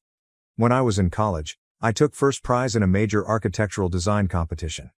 It was a breakthrough moment in my career, the kind of triumph that leads to new opportunities. I alerted my parents about the awards event several weeks in advance, believing that this time would be different. My mother casually stated to me the morning before the ceremony that they would be unable to attend. "We have errands to run," she added, barely looking up from her phone, which was probably showing Sophia's most recent Instagram photos. I ended up asking my friend's mother to snap photos, holding back tears as I got my prize in front of a crowd of ecstatic parents. Sophia signed up for a high school dancing competition 3 months later. My parents were overjoyed when she came in second place, not first. They gave her flowers, took her out to a lavish supper, and documented everything on every social media outlet they could find. "Our talented daughter is following her dreams," they wrote. I sat at that supper, pushing food around my plate, wondering why her dreams were so much more valuable than mine. The instances are numerous. When my outdated phone eventually died, it was so old that the screen would randomly go black. I had to work additional shifts at my part-time job to save enough money for a replacement. Sophia expressed wanting the latest iPhone, and they got it for her that weekend. "She needs it for her social media presence," my mother said, as if that justified everything. But the true difference was in how they handled our mistakes. I once forgot to take out the garbage after working all night on a project. My father lectured me for 45 minutes about responsibility and how I needed to grow up and contribute to the home. But what happened when Sophia backed into our mailbox before she even had her license? They laughed it off. "Oh, everyone makes mistakes when they're learning." It cost $300 to replace the mailbox. My grandfather was not like others. He was my light of hope in this sea of favoritism. While my parents were preoccupied with Sophia's latest social media follower count, Grandpa would sit with me in his study and review my architectural sketches. He wasn't very knowledgeable about modern design ideas, but he understood passion. "One day," he said, his eyes gleaming, "I'll see your buildings on postcards, and I'll buy every single one of them." As I grew older, I spent more time at my grandparents' house. It was the only location where I could breathe freely and not have my accomplishments eclipsed by whatever Sophia had done that day. Grandma would bake cookies while Grandpa worked on my college applications. They were the first to actually notice me. When I was 22 and working my first job at an architecture firm, Grandpa summoned me for a serious chat. He brought me down in his study, the same space where he'd fostered my goals for years, and informed me that he was launching a college fund for my graduate education. He was painfully honest. "I know your parents won't prioritize this, sweetie. They have their favorites, and it's not fair. But I want you to have your shot." The money was large, totaling $55,000. It was enough to give me a legitimate opportunity to pursue my master's degree without drowning in debt. When my parents found out, they barely responded. "What about Sophia? She had an amazing tantrum.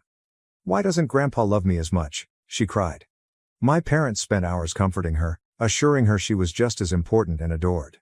Meanwhile, I stood in the corner, convinced that I couldn't have this one item without it becoming about her. Working for an architecture firm has been my escape. I've pushed myself into my tasks, working late at the workplace and taking on extra responsibilities. My colleagues value my effort and attention to detail. Last month, I was even able to present one of my ideas to a significant client. The firm's partners were impressed. But when I sought to share this information with my parents, "That's nice, honey, but did you hear about Sophia's TikTok going viral?" Then everything changed. My grandparents died within months of one another. First grandpa, then grandma, as if they couldn't take being apart. Losing them devastated me. They were my support system, my cheerleaders, and the only people who treated me like I was important. In the midst of my sadness, I had to manage the duties they had left behind. They were highly structured, with everything clearly spelled out in their will. They left me their humble home, filled with memories and love. Then there was the college fund, Grandpa's pride and delight. I had not touched it yet, thanks to my work savings. But as graduate school applications approached, I decided to check the account. Late one night, after a particularly hard day at work, I went in to check the balance. The numbers on the screen caused my heart to stop. Instead of $55,000, there was just $5,000 remaining. I blinked. We refreshed the page, logged out and back in. The number did not change. The next morning, I went to the bank in person, trying to remain calm while I inquired about the transaction history. That's when the truth was revealed. My parents, named as secondary beneficiaries, had been steadily depleting the account for the past year. I called my mother that evening, my hands shaking as I gripped the phone. "Hey, I was checking Grandpa's college fund, and most of the money's gone. Do you know what happened?" There was a long delay before she spoke, her tone immediately defensive. "What do you mean it's gone? Are you sure you're looking at the right account?" When I told her I'd been to the bank and knew the money had been withdrawn, she abandoned the act. "We used it for Sophia's Sweet 16, she explained, as if it were the most natural thing in the world. I felt like I had been hit in the stomach. "You spent $50,000 on a birthday party?" "It wasn't just the party," she said, as if that made things better. "There were a lot of expenses, the venue, the catering, the decorations. Plus, we got her a car." Then came the kicker.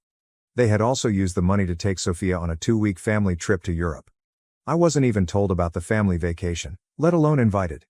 When I explained that the money was intended for my education, my mother sighed, as if I was being difficult. "You didn't need that money anymore. You have a job, remember? Sweet 16 only happens once." We wanted to make it special for her. I hung up the phone with my entire body numb. That night, I sat in the living room of the house my grandparents had left for me, surrounded by images and memories. It seemed like a betrayal of all they had worked for and believed in. After days of internal deliberation, I came to a decision. I hired an attorney. This is not about money anymore. It's about respect. About advocating for myself. Regarding respecting my grandparents' desires. When my parents received the documents, all hell broke out. My mother called within hours, shouting about how I was ripping the family apart. "Do you know how this makes us look?" she insisted. My reply was straightforward. "You should have thought about that before stealing $50,000. "It wasn't stealing," she exclaimed. "It was for the family." I advised her to contact my lawyer and hung up. The fallout was immediate. My extended family found out, of course, my mother couldn't keep it a secret, and I became public enemy number one. My aunt called to lecture me on family loyalty. My aunt told me, "You need to think about what you're doing to your mother." But I'm done thinking about everybody else. For once in my life, I'm thinking about myself. My lawyer thinks this will not be a simple process, but I am ready. My grandparents believed in me. I believed in my dreams. I refuse to let their final gift to me be spent on a Sweet 16 celebration and a car Sophia has probably already wrecked. I will keep you updated as things progress. If anyone has dealt with toxic family dynamics like this, I'd love to learn how they addressed it. Sometimes I question whether I'm doing the right thing. But then I remember my grandfather's expression when he told me about the college fund, and how delighted he was to be able to help me pursue my aspirations. I will not let them take it away. Update 1. Hi, Reddit. First and foremost, I'd like to express my gratitude for your responses to my last post. Some of you really helped me realize that sticking up for myself wasn't just okay, it was important. Here's what's transpired in the 2 months since I filed legal action. The legal proceedings have been exhausting. My parents first tried to drag things out by ignoring our letters and missed deadlines. Their initial answer, through their lawyer, was almost comical. They stated that the money was a family resource and that Grandpa had vocally changed his mind before dying. When we inquired for documentation of this alleged amendment, they couldn't recall exactly when or where the conversation took place. During our first mediation session, my parents took a different approach. Dad stated they had invested the money in my future, claiming Sophia's social media presence would someday benefit the entire family. He genuinely said, with a straight face, "She's going to be an influencer, and then she can help pay for your education." The mediator's look was priceless. The real shock occurred when we uncovered more withdrawals that they had not communicated.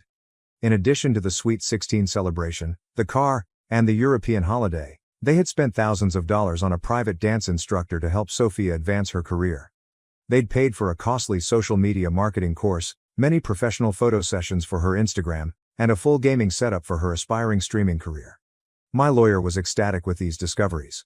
Apparently, tracking such needless expenses strengthens our case.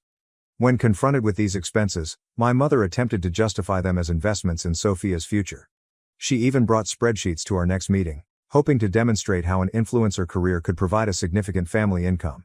The judge was unimpressed, especially when my lawyer showed out that Sophia's social media following was primarily acquired through paid marketing. Using more of my college fund money. The family dynamic has shifted. Most families initially supported my parents. However, as more information became available, some people began to shift their perspective. My cousin Julia, 32F, called me privately and said she'd seen similar partiality at family gatherings for years but never had the nerve to speak up. She's now one of my most ardent advocates, willing to testify about particular occurrences she's witnessed over the years. My Aunt Margaret, who had first lectured me on family loyalty, became strangely silent after seeing the bank statements.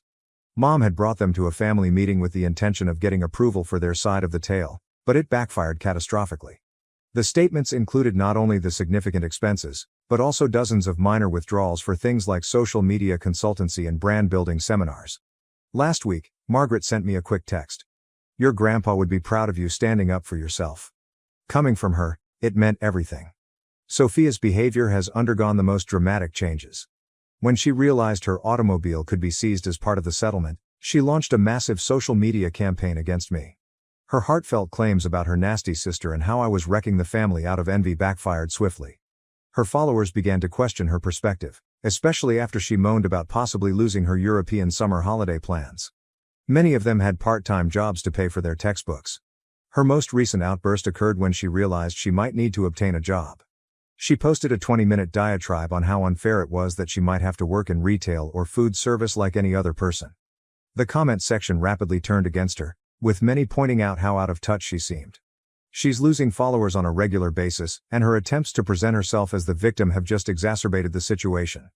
The actual wake-up call for her came last week, when she received her college admission letter. Instead of the customary festivities, there was panic throughout the house. My parents committed to pay for her entire education, but they are currently suffering major financial difficulties. Their savings have been exhausted due to legal bills and a potential settlement. Sophia's dream school is suddenly less guaranteed, and for the first time, she is confronted with the implications of their collective decisions. Meanwhile, my career has become my haven. My firm's partners have been really helpful, particularly after I informed them that I may want some flexibility for court dates. One of them approached me and related her own story of family financial abuse. She has become something of a mentor to me, guiding me through both professional and personal obstacles. Last month, she even assigned me to oversee a key project, indicating that she believes in my talents despite my ongoing personal troubles. The most reassuring event occurred during a heated phone conversation with my folks last week. My mother began her typical guilt trip about family loyalty, but this time, I found my voice. When she started talking about how families should help each other, I politely asked her, "Where was this concern for your family when you spent my education fund on Instagram photo shoots and social media courses?" The line became silent. Then she hung up. An hour later, my father called back with an entirely different tone. For the first time, he seemed dejected. "Their lawyer phoned mine yesterday, saying we might be able to reach an agreement." The judge's first remarks regarding their breach of fiduciary duty appear to have finally struck home, particularly when he referenced potential punitive damages. My folks are beginning to understand that this will not go away with a few sad phone calls or guilt trips. The entire experience has been transformational. Standing up to them was daunting at first, but each small success has made me stronger. I am no longer the silent daughter who absorbs whatever attention they decide to offer me. I'm a professional lady battling for what is rightfully mine. And I'm winning. Not just in court, but in real life. Watching Sophia deal with real-world consequences has been eye-opening. She had to cancel her summer travel plans, and there is real talk that she will attend community college rather than her ideal university. She stopped writing about me on social media once her fans began to doubt her viewpoint.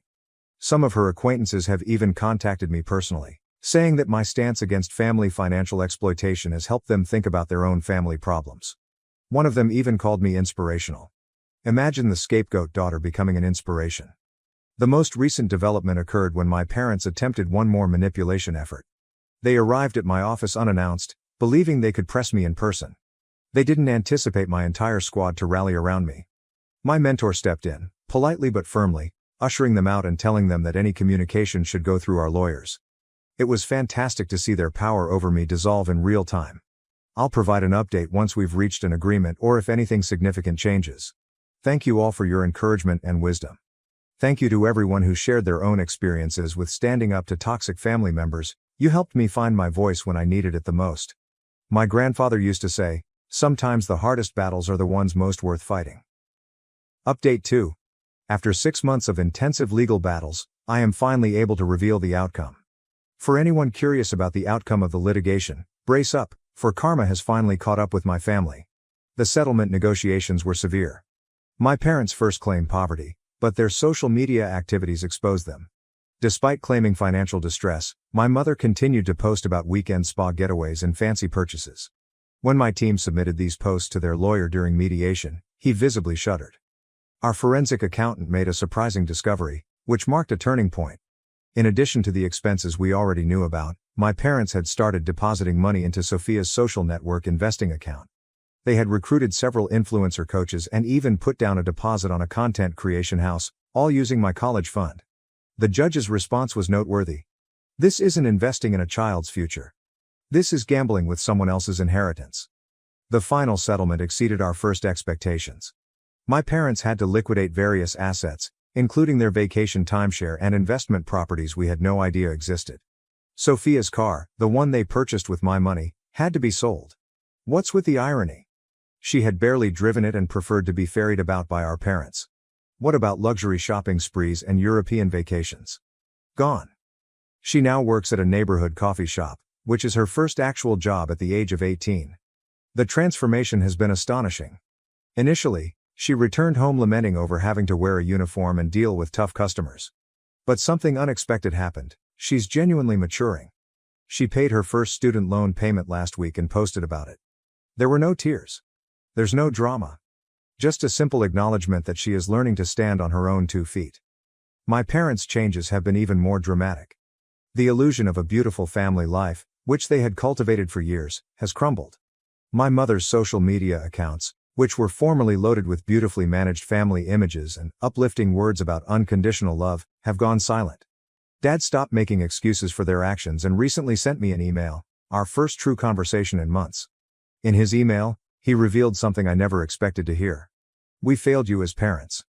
We got so caught up in making Sophia the star of our family that we forgot you were shining in your own way. He started having seen my name in an architectural magazine. I had recently won an award for an innovative ecological design project, and he stated he finally saw what my grandfather had always seen in me. My career provided the most rewarding growth opportunities. The sustainable design initiative that drew my father's interest has opened up great opportunities. 3 major corporations have approached me with job offers, and my current employer has reacted with a promotion and a significant raise. The partners even mentioned fast-tracking me for a junior partner position, which typically takes at least another 5 years. The compensation money has now arrived, and I have invested it just as my grandfather would have wished. I'll begin my master's degree in sustainable architecture next year, and I've set aside some money to establish a small scholarship for students in financial need. It feels good to transform this awful experience into something that can benefit others. Sophia and I had our first actual talk last week. She arrived at my house after her job at the coffee shop, still dressed in her uniform, looking fatigued but more sincere than I'd ever seen her. I get it now, she remarked. Why do you fight so hard? It wasn't about the money. It was about being seen. We are not best friends, and perhaps we never will be. However, we have reached a new understanding. The most difficult thing has been witnessing my parents endure the community's censure. Their social circle has dwindled significantly since the truth was out.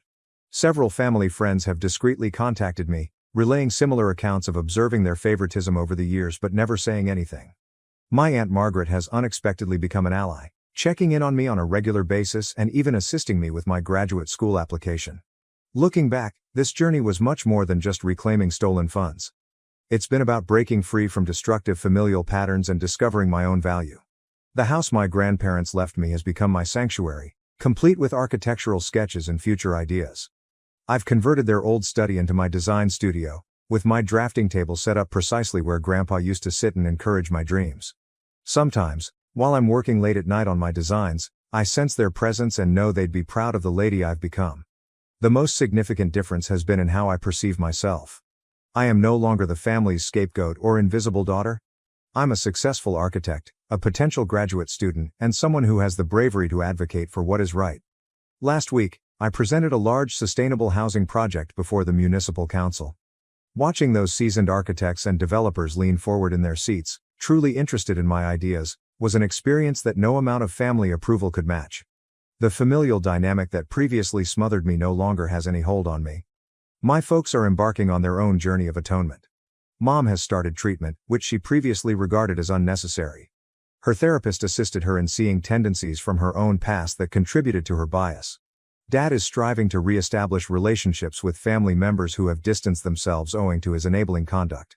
During our last family reunion, he actually stood up to his sister when she tried to make excuses for their previous actions.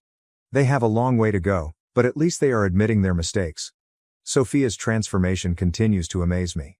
She's been promoted to shift supervisor at the coffee shop and is attending community college. Her social media presence now reflects a very different person, one who is discovering the importance of hard effort and genuine accomplishment. She's even created a small study club to help other working students reconcile work and education. Last week, she thanked me. "You taught me that real respect isn't about being given everything," she told me. "It's about earning your own way." The entitled youngster who used to throw tantrums over Instagram likes has matured into someone who recognizes the worth of actual achievement. To the Reddit community, your support has been vital throughout this trip. Every comment, letter, and shared story gave me the strength I needed when I was doubting myself. The reactions to my initial post made me realize how many other people have had similar issues with family financial abuse. You taught me that standing up for yourself does not make you selfish or ungrateful. Rather, it makes you powerful. Special thanks to everyone who shared their own experiences with family financial abuse and toxic dynamics. Your courage impressed me. When my grandfather established the college fund, he wanted to invest in my future. Ultimately, he offered me something far more significant than money. He taught me that I was worth fighting for. He showed me that dreams are more than simply wishful thinking. They are objectives that should be pursued with everything you have. That lesson has been worth every difficult moment on this path. For anyone out there dealing with similar family situations, remember, you deserve to be recognized, acknowledged, and your dreams taken seriously. Do not let anyone tell you otherwise, even if they are family. Sometimes the most difficult battles are fought against people who should have been your staunch supporters. But those struggles shape who you are. The legal victory was only the beginning. I've begun helping other young architects at my business, particularly those dealing with financial or family issues. It feels natural to pass on the kind of support that my grandfather offered me. Next month, I'll be speaking at a professional conference on sustainable urban development, which I would never have done before. As I prepare to begin my master's program, I carry my grandfather's comments near to heart. One day, I'll see your buildings on postcards. I may have lost the money once, but I gained something far more valuable: the courage to shape my own destiny on my own terms. Every blueprint I draw, every design I develop, is a reflection of his faith in me. Thank you, Reddit, for being a part of my quest to reclaim what was properly mine. Not just money, but also my self-worth. Your intervention has transformed a story of familial betrayal into one of personal victory. I hope that my story can inspire others to have the strength to stand up for themselves and their aspirations. My fiancée cheated and said I'd never find someone like her. A year later, I'm dating a model who had a crush on me since high school. So, when going around Reddit the other day, I came across this post about a guy whose girlfriend was cheating on him and didn't care. She was absolutely honest about it, as if it were no big deal. It was insane, and it made me think about my ex-girlfriend. I haven't told many people about this incident, mostly because it's long and, well, it was unpleasant at the time. But after reading that post, I thought, what the heck, I might as well give it a chance. Keep in mind that this occurred approximately 2 years ago. I met my ex, let's call her Chloe, through a dating app. It wasn't one of those applications seeking a quick hookup. It was one of the more serious ones, with people reportedly hoping for a relationship. Anyway, at the time, I was 33 and she was 30. We matched, chatted, and there was an instant connection. It's difficult to explain, but we just understood each other. We shared the same sense of humor, interests, and could talk for hours without becoming bored. It was very refreshing. After a few weeks of online and phone conversations, I eventually invited her out on an actual date. I was a little nervous, to be honest, because she was so lovely. I mean, breathtakingly stunning. I am not suggesting I am a troll or anything. I think I'm a decent-looking guy, but she was clearly in a different league. I remember thinking at the time that I probably wouldn't be looking for anything serious with her because, girls like that usually have a lot of options. I did not want to have my heart broken. Being with someone who is overly attractive is a strange problem, I know, but it can provide its own set of challenges. Anyway, she agreed to the date, and we had a great time. It just validated everything I felt during our internet conversations. We started seeing each other more frequently after that, and it became formal very quickly. One thing that was continually on my mind was how much attention she received from other men. She would tell me about it occasionally, even when we were together. A guy would shamelessly hit on her in front of me, or she'd receive messages from guys via social media. At first, I wasn't concerned by it. I trusted her. I got the impression that she wasn't interested in anyone else and was truly interested in me. Stupid, I know, but that's how I felt at the moment. I was simply enjoying being with her, and I didn't want to be the jealous, insecure lover. Things were going great, really great, except for one tiny item that kept lingering in my mind. We were having one of those crazy late-night chats where you speak about random things, and the subject of hall passes came up. If you're not familiar with the term, it refers to a hypothetical situation in which you and your partner each got to choose one celebrity with whom you would be allowed to sleep, no questions asked. It's meant to be a jest, a bit of fun, but it can occasionally expose some underlying sentiments. Anyway, she brought it up, which struck me as weird. Usually, I'm the one who initiates such silly chats. She said her hall pass was Justin Timberlake, which is fair enough. He's a nice-looking guy. But then she said something that really resonated with me. She added, I don't think there are many celebrities who would say no to me, with a slight smirk, as if she was entirely serious. Now, I knew she was beautiful, I had always known that, but hearing her say it in that way simply rubbed me wrong. She seemed to be accepting that she could have pretty much any guy she wanted, which made me uneasy. It seemed out of character for her too. Despite her outward appearance, she had always been quite approachable. It just felt arrogant. It made me feel uneasy. I said nothing at the moment. I just laughed it off and we went on to the next issue. But the comment persisted in the back of my mind. I kept thinking about it throughout the next few days. The feeling vanished, and things returned to normal, but I never forgot about it. The shift in her behavior, things were going really well for a while after the hall pass chat, but then I noticed a shift in her behavior. It was faint at first, but as time passed, it grew increasingly clear. She began arriving home later than usual. Normally, she'd arrive home from work about 6 p.m., but she began arriving at 7 p.m., maybe 7:30, or even later. And what were the arguments she gave? They were basically lame excuses. She'd say things like, oh, I just lost track of time, or I ran into a friend and we chatted for a bit.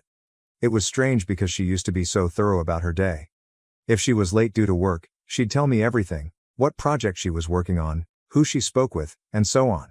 Now, it was simply these vague, meaningless reasons. On top of that, she became quite irritable.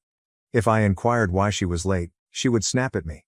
She'd become defensive, claiming I was being overly controlling or that I didn't trust her.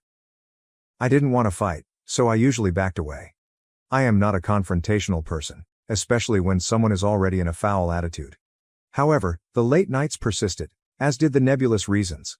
My suspicion began to deepen. It was like a small voice in the back of my head saying, something's not right here. I tried to ignore it, but it became increasingly difficult, confrontations and denials. Finally, I asked her if there was anything wrong. I said, is everything okay? You seem different lately? She denied it, of course. She responded, no, everything's fine, I'm just stressed with work. The usual. I wanted to believe her, I actually did. A few days passed, and the same things happened. I couldn't keep it in anymore. I informed her again that her behavior was unusual and that I was concerned. This time, she appeared to understand what I was saying. In reality, she apologized, claiming that it was all due to stress and exhaustion and insisting that it was nothing personal. I got what she was saying. But I couldn't get myself to believe it. The fake explanations after that chat, things appeared to improve, at least on the surface. She was more receptive and conversational. When she got home late, she'd tell me stories about what she'd been doing. But they simply felt hollow. There was something about the way she told them, the lack of information, the avoidance of eye contact, that didn't feel right. I remember one particular night. She arrived home late and told me a story about running into an old coworker and having drinks with him. And I knew she was lying. It was like a light bulb went out in my head. I can't describe it, but I received the overpowering impression that she was hiding something really important. And that's when the thought occurred to me. She was having an affair. It wasn't just a minor issue or misunderstanding.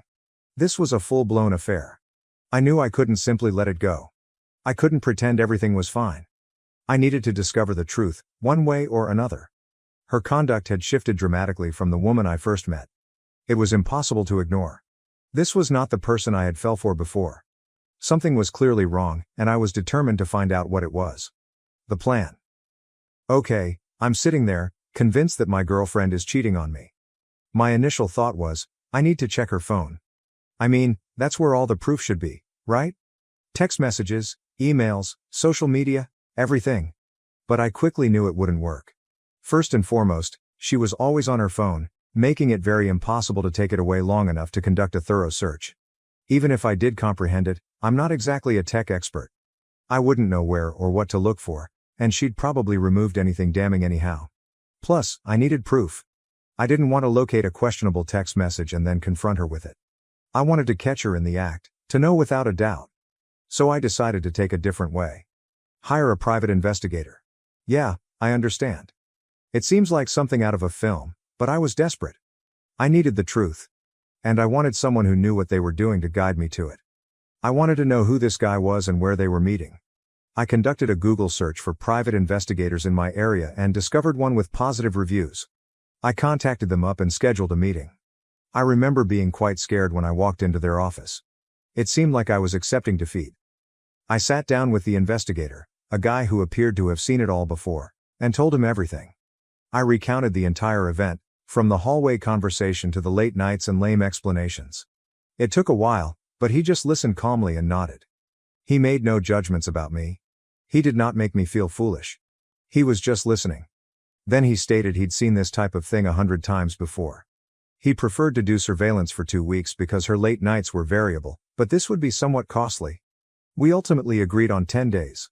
I gave him all of her contact information, including her phone number, email address, and where she worked. Before I departed, he told me not to contact him until the 10 days were up, unless it was an emergency. It'll be difficult, he told me, but you need to let me do my job. I agreed. I knew it would be torment, but I had to believe him. The longest 10 days of my life. These 10 days were among the longest of my life. It was awful to know that this investigator was following my fiancée and could unearth proof that confirmed my darkest concerns. I felt helpless, just waiting, wondering, and thinking all kinds of possibilities. It was difficult to focus on anything else. Work was a nightmare. I could not sleep. I barely ate. And the worst part? Throughout the 10 days, she consistently arrived home late. 3 times, she arrived home after 9 p.m., using the same tired, pathetic justifications. Oh, I had last-minute plans with some friends. Traffic was terrible. She had no idea that every time she said those things, it further confirmed my suspicions that she was lying. Each time she was late, I thought, okay, this is it? This is when the investigator will catch her. It simply offered him more opportunities to get the evidence I required. The truth comes out. Finally, the 10-day period ended. The investigator phoned me precisely on time. He didn't say much over the phone, just that he had the information I needed and asked if we could meet in person. I answered, yes, absolutely. This was something I needed to hear face to face. I couldn't bear hearing this kind of news over the phone. I had been waiting for what seemed like an eternity, and I needed to see his expression to know for certain that what he was telling me was true. I drove to his office, my hands trembling on the steering wheel. I felt terrible to my stomach. When I stepped in, he was sitting with a manila envelope on the desk in front of him. He motioned for me to sit down. Then he asked if I wanted him to simply explain what he discovered or if I wanted to examine the contents of the package myself. I said I wanted to hear it from him first. I thought it would soften the blow a little. In my brain, I compared it to walking in on your partner cheating and having a moment to brace yourself before the gut punch. He took a big breath and replied, "Your suspicions were correct." Just like that. There's no avoiding the issue. There's no sugarcoating it. He informed me that he had followed her to an apartment building 3 times. She went in alone and left about 2 hours later, always with the same man. He had obtained the apartment number and the individual's name. Cody. Obviously, I'm changing the name. To be honest, my initial thought was that I wanted to find this Cody person, and let's just say I was not thinking peacefully. But then I realized this wasn't the point. The point was that my girlfriend, the lady I adored, had deceived me. That's what I needed to concentrate on. The investigator slid the envelope across the desk. I opened it. And there they were. Pictures. Photos of her and this Cody guy in front of the apartment building. Embracing, holding hands, kissing, in front of her car. Everything was there, in black and white. Unquestionable proof. I almost lost my mind. I almost broke down right there in his office. It was one thing to suspect something, to have a gut instinct. But seeing it with my own eyes was a very different experience. The visual evidence was very overwhelming. I managed to keep back tears, although it was difficult. It wasn't just the affair, it was the realization that my entire life, the future I had planned with her, was falling in front of me. The confrontation, I wasn't sure what to do next, but I knew I had to get to the bottom of this. I was about to confront her. When I arrived home, I asked her to sit down. I did not yell. I didn't create a scene. I said quietly, "We need to talk." She was aware that something was off. She saw it on my face. She sat down, and I simply lay everything out. I informed her I knew about the affair. I told her I'd hired a private investigator. I informed her that I had proof. Her first emotion was shock. She simply stared at me, her mouth slightly wide. Then she attempted to calm down, to act as if nothing had happened. But I wouldn't have it. I told her what the investigator told me. About the residential building. About Cody. Everything. And she simply sat there. Silent. She did not refute it. She did not apologize. She did not even attempt to explain. She just sat there listening. The more I talked, the angrier I became. Her silence was infuriating. She didn't seem to care, or to be sorry for what she'd done. Finally, I could not take it any longer. I told her I wanted to break up. I responded, "I can't do this anymore, I can't keep playing this song and dance, I'm done." And then, she did something very unexpected. She laughed. She stepped up as if to frighten me and began this full monologue. "You want to leave me?" she inquired. "Are you kidding? So what?" I had a little bit of excitement on the side. It was just physical. It didn't mean anything. I'm a cheater. Fair. But where do you think you'll go from here? Do you think you'll ever get someone like me again? Hasn't it been clear to you over the years that I'm out of your league? It was one time, is that what you want to destroy our lives over? She spoke a lot more in that vein, essentially attempting to make me feel lucky. That I should simply be grateful to be with her, even if she cheated. Can you believe it? I was stunned. I knew she was arrogant, I knew she thought well of herself. However, this was a whole new level. This was not a sincere apology. This was hardly the reaction of someone who had been caught and wanted to make amends. This was the response of someone who didn't give a damn. Someone having a genuine F-it attitude. A true crash-out mentality. It seemed as if her ideal scenario was for me to simply accept that she was too good for me, that she would do whatever she pleased, and that I should be content to be along for the trip. She honestly believed I wouldn't have the courage to leave. That's how proud she was of herself. Her comment struck me like a ton of bricks. I'd felt wounded and outraged before, but this was different. This was pure fury. I'd never felt anything like it. I stood up, looked her directly in the eyes, and told her how much I detested her. I don't remember the precise words, but they were along those lines. And then I walked out. I didn't bring a bag. I did not say farewell. I simply stepped out the door. I couldn't bear to be in the same room as her for another second. I felt completely betrayed. It was over. The aftermath, I ended up staying the night in a cheap motel. I couldn't return to the house, not yet. I just needed to be alone and contemplate all that had transpired. I laid there in that uncomfortable bed, staring at the ceiling, rehearsing the confrontation in my mind over and over. I couldn't believe the way she reacted, It was simply unbelievable. The next day, I returned to the house to get some of my belongings. I assumed she would be at work. But she was present. She appeared to have been crying, but she was attempting to play tough, as if nothing was wrong. And then, get this. She had the nerve to reply, "I knew you'd be back," with a smug little grin on her face. As if I had just thrown a small tantrum and crawled back to her. I didn't say anything. I just went inside and grabbed some clothes, toiletries, and other necessities. I knew I couldn't acquire everything at once, but all I wanted was to get out of there as soon as possible. I replied, "I'll be back for the rest of my stuff later." She just stood there staring at me, her face filled with disbelief. As if she couldn't believe I was leaving. She said nothing till I was walking out the door. Then she merely whispered something under her breath, which I didn't catch. And frankly, I didn't mind. I've been trying to understand why she acted the way she did. I'm still having trouble wrapping my head around it. Perhaps she was looking for validation or excitement outside of our relationship. Perhaps she was insecure about becoming older or about our routine. Perhaps she regarded me as a safe, dependable, cuddly husband, but also as someone who she considered beneath her. And perhaps because she had always felt that way, she did not consider the infidelity to be a huge problem. She'd already rationalized it in her mind. Of course, all of this is just me guessing, attempting to make sense of something that does not make sense. The aftermath. After I departed, she began contacting me. The first few messages were mocking and caustic, as if she thought the whole thing was a joke and that I would just run back to her. She definitely believed I was lying. That I would not go through with leaving, but, a few days later, I returned to the house with a friend to retrieve the remainder of my possessions. And she was shocked. She could not believe I was being serious. I believe it was the moment she realized it was truly over. One of her final texts to me read, "I hope you know you'll never find anyone like me again." Seriously? I blocked her after that. I couldn't take it anymore, it was simply too much. Moving on. Okay, let's skip ahead a bit. The whole breakup with Chloe was a shambles, and it took me a bit to get my bearings. But life continues, right? A few months later, I had my 15-year high school reunion. I wasn't sure whether I wanted to go, but a number of my friends persuaded me. It ended up being a great time. It was nice to see all the old faces and meet up with people I hadn't seen in years. Just a really upbeat, enjoyable vibe. And then, there was Veronica. Enter Veronica. Veronica attended my high school class.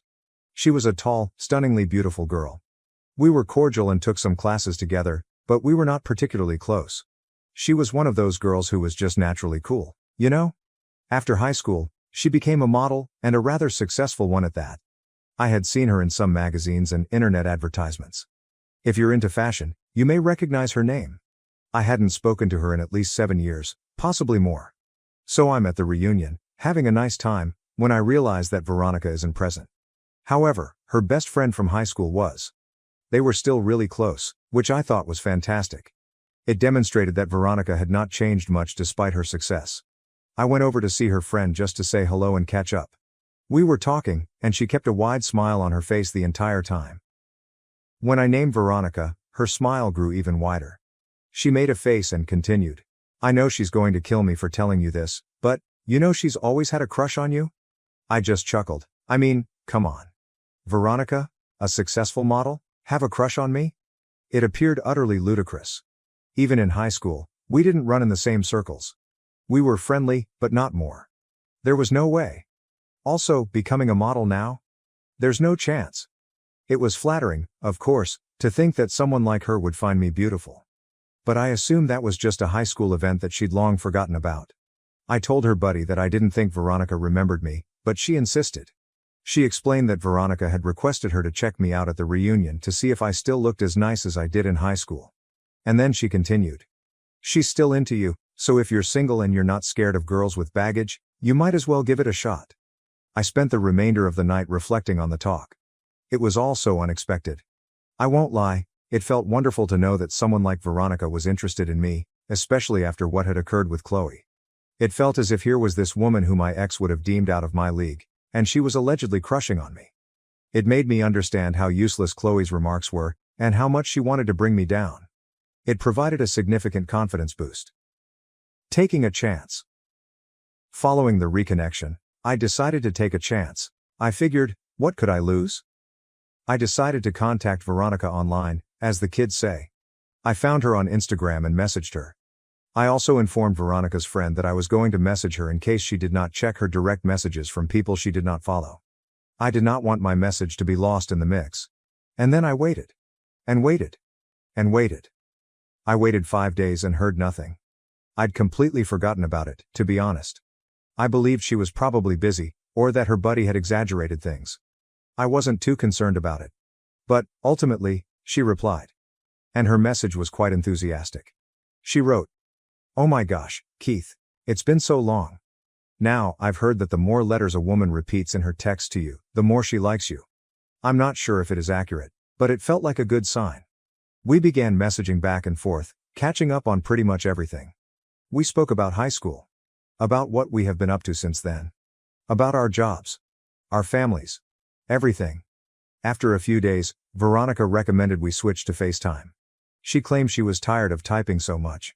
I was delighted, of course, and we began making video chats virtually every day. A deeper connection. During those video talks, I began to understand more about her life as a model. She told me everything about the industry, the travel, the photo shoots, the ups and downs. She was in Brussels at the time, working on a campaign, and even gave me some photos from the set. That was fascinating. And it was awesome to watch her in her environment. It also allowed us to connect on a deeper level while being thousands of miles apart. After a few weeks of almost daily communication, it began to seem like we were dating. We hadn't formally called it that, but it seemed like more than simply friendship. So, I decided to be a little corny and simply ask her, "What are we?" She chuckled and said we were really wonderful friends, but she wanted to be more. I saw this as a cue to ask her if she wanted to be my girlfriend. She quickly agreed. With no hesitation. It was a wonderful feeling. The long-distance challenge. Obviously, the long-distance aspect was challenging. She was a model traveling the world, while I was here doing my regular work. I had a long-distance relationship when I was younger, and I despised it. It was difficult to maintain that connection, to feel like you were truly a part of each other's lives. But this was different. This was Veronica, and she was already so important to me that I was willing to go to any length to make it work. So I booked a flight to Brussels to see her. She was going to be there for a few weeks working on a project, so I decided it was the perfect time to see her and get a taste of her culture. The trip that changed everything. The trip was just stunning. Brussels was beautiful, of course, but being there with Veronica was incredible. It seemed like a dream come true. It taught me that I shouldn't give up on love because of a single negative experience, that there were still excellent people out there, people worth the effort. She even brought me to one of her photo shoots. I got to watch her work, see her in her element, cheer her on from the sidelines, and take some of my own photos. It was so great to watch her doing what she loved, and it made me feel even more connected to her, as if I were truly a part of her life. The Instagram mishap. So I was in Brussels, having the time of my life with Veronica. I took a lot of photos during the photo shoot and decided to share a few of them on Instagram. I didn't upload them to my main feed, though. Instead, I shared them on my close friend's story, expecting just a limited group of individuals to view them. Here is the thing. I completely forgot about my ex, Chloe, who was still on my close friends list. I rarely use Instagram, so I didn't think to block her there. I had blocked her everywhere else, but not Instagram. A big mistake. I received a message from her just a few hours after posting the photos. Remember, we hadn't spoken in almost a year by this point. The message stated, "Who's that? Why are you playing groupie?" A laughing emoji appears next. I quietly responded, "That's my girlfriend." I said nothing else. She did not respond right away. I could see the little typing sign emerge and disappear several times over the following 10 minutes, as if she was writing something, deleting it, and then writing something new. Finally, she only sent a snarky message. Sure. The final goodbye. That's when I decided to try it. I informed her that she didn't have to trust me. Then I said, "If you thought you were out of my league, then Veronica is out of this world." I also questioned her. "How's your man from back then doing?" I knew it would sting. She read the message, but did not respond. And then I blocked her on Instagram. I realize it was probably petty of me to say those things. But really? I believed she earned it. And I did not want her to have any further access to my life. Any more opportunities to get under my skin? Even yet, I'll admit that I was curious about her reaction. I'll admit it. Happy ever after? And that, my friends, concludes the story. It's been an exciting voyage, to say the least. But I can honestly tell that I am happier than I have ever been. Veronica and I have been dating happily ever since our vacation to Brussels. And I won't lie, I'm thinking about proposing before the end of the year. Don't tell her, however. Veronica is a true blessing in my life. She is kind, she's funny, she is intelligent, she's stunning, both inside and out. And she makes me feel like the luckiest man in the world. I am really relieved that things did not work out with Chloe, because if they had, I would not have met Veronica. I understand that some people may criticize me. Could respond, oh, he's just with her because she's a model. Thus, long distance never works. But I don't care. I refuse to let anyone's criticism spoil my relationship with Veronica. She is great, and I'm quite thrilled. If things don't work out, you may come back here and tell me I told you so. But God knows, I don't see me penning another piece here. So, that's it. That is my story. It's a story of treachery, heartbreak, and eventually finding love and happiness in the most unexpected places.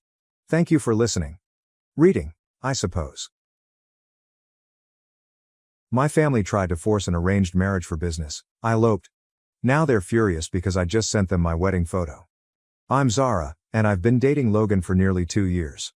We met at our friend Andre's monthly game night, one of those informal get-togethers when everyone brings dollar store munchies and spends hours playing board games.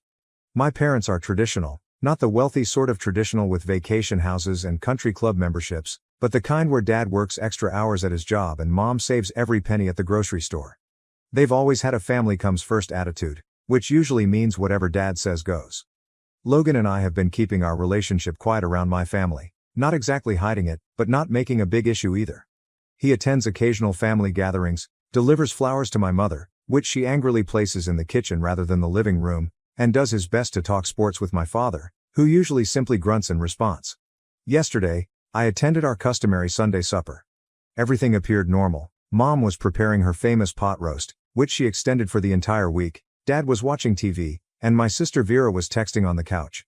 Then I observed that there were extra places arranged at the table. Who else is coming? I inquired while assisting Mom with the salad. Oh, Warren and Dexter are joining us, she replied. Warren is Dad's best friend from high school, and they work together. I scarcely know his son Dexter, other than he is 27 and also works with them. Dinner began normally enough. Warren arrived with Dexter, who was dressed in a button-up shirt still creased from the store. My mother kept offering him the nicest cuts of meat while giving me strange, meaningful glances. Vera kept kicking me beneath the table while enlarging her eyes, as if she knew something I didn't. Then, between the pot roast and Mom's box mix brownies, my father cleared his throat. Zara, Warren and I have been talking. I immediately felt a strange sensation in my gut, like if something horrible was about to happen. Dexter here is ready to settle down, Warren announced, beaming like he'd won the lotto. And we thought, what better match than our two families coming together? I almost choked on my water. What? It makes sense, my father said, not looking at me. Warren and I are expanding the business, and Dexter will eventually take over his father's role. You two would make a good match. I sat there, my fork frozen halfway to my mouth, as Dexter stared at his plate, looking about as relaxed as I was. The brownie in my mouth turned into sawdust. I'm dating Logan, I admitted, confirming what everyone at the table already knew. My mother waved her hand dismissively. Oh honey, that's just a young girl's fancy. We're talking about your future here. Your mother's right, Dad added. Logan's a nice enough kid, but he's not going anywhere. Dexter here has a real future in the business. I looked at Dexter, who was still fixated on his brownie. He hadn't spoken anything in the entire time. Warren was smirking as if he had just solved global hunger, and my parents were staring at me expectantly. This is insane, I stated. I'm not marrying Dexter. I love Logan. My father's face got somewhat purple. This isn't about love, Zara. This is about family and the future. As I walk towards the door, I hear my father say, you have until the end of the month to end things with that boy. We're announcing the engagement at Warren's birthday party. I didn't say anything else. I simply grabbed my crossbody bag and left. Logan was already waiting in his car, just around the bend. We had planned to go to Walmart after supper to get some items for his apartment. I climbed inside the car, my hand shaking as I attempted to buckle my seatbelt. That was yesterday. Today, my phone has been flooded with texts from my mother about being rational and thinking about the family.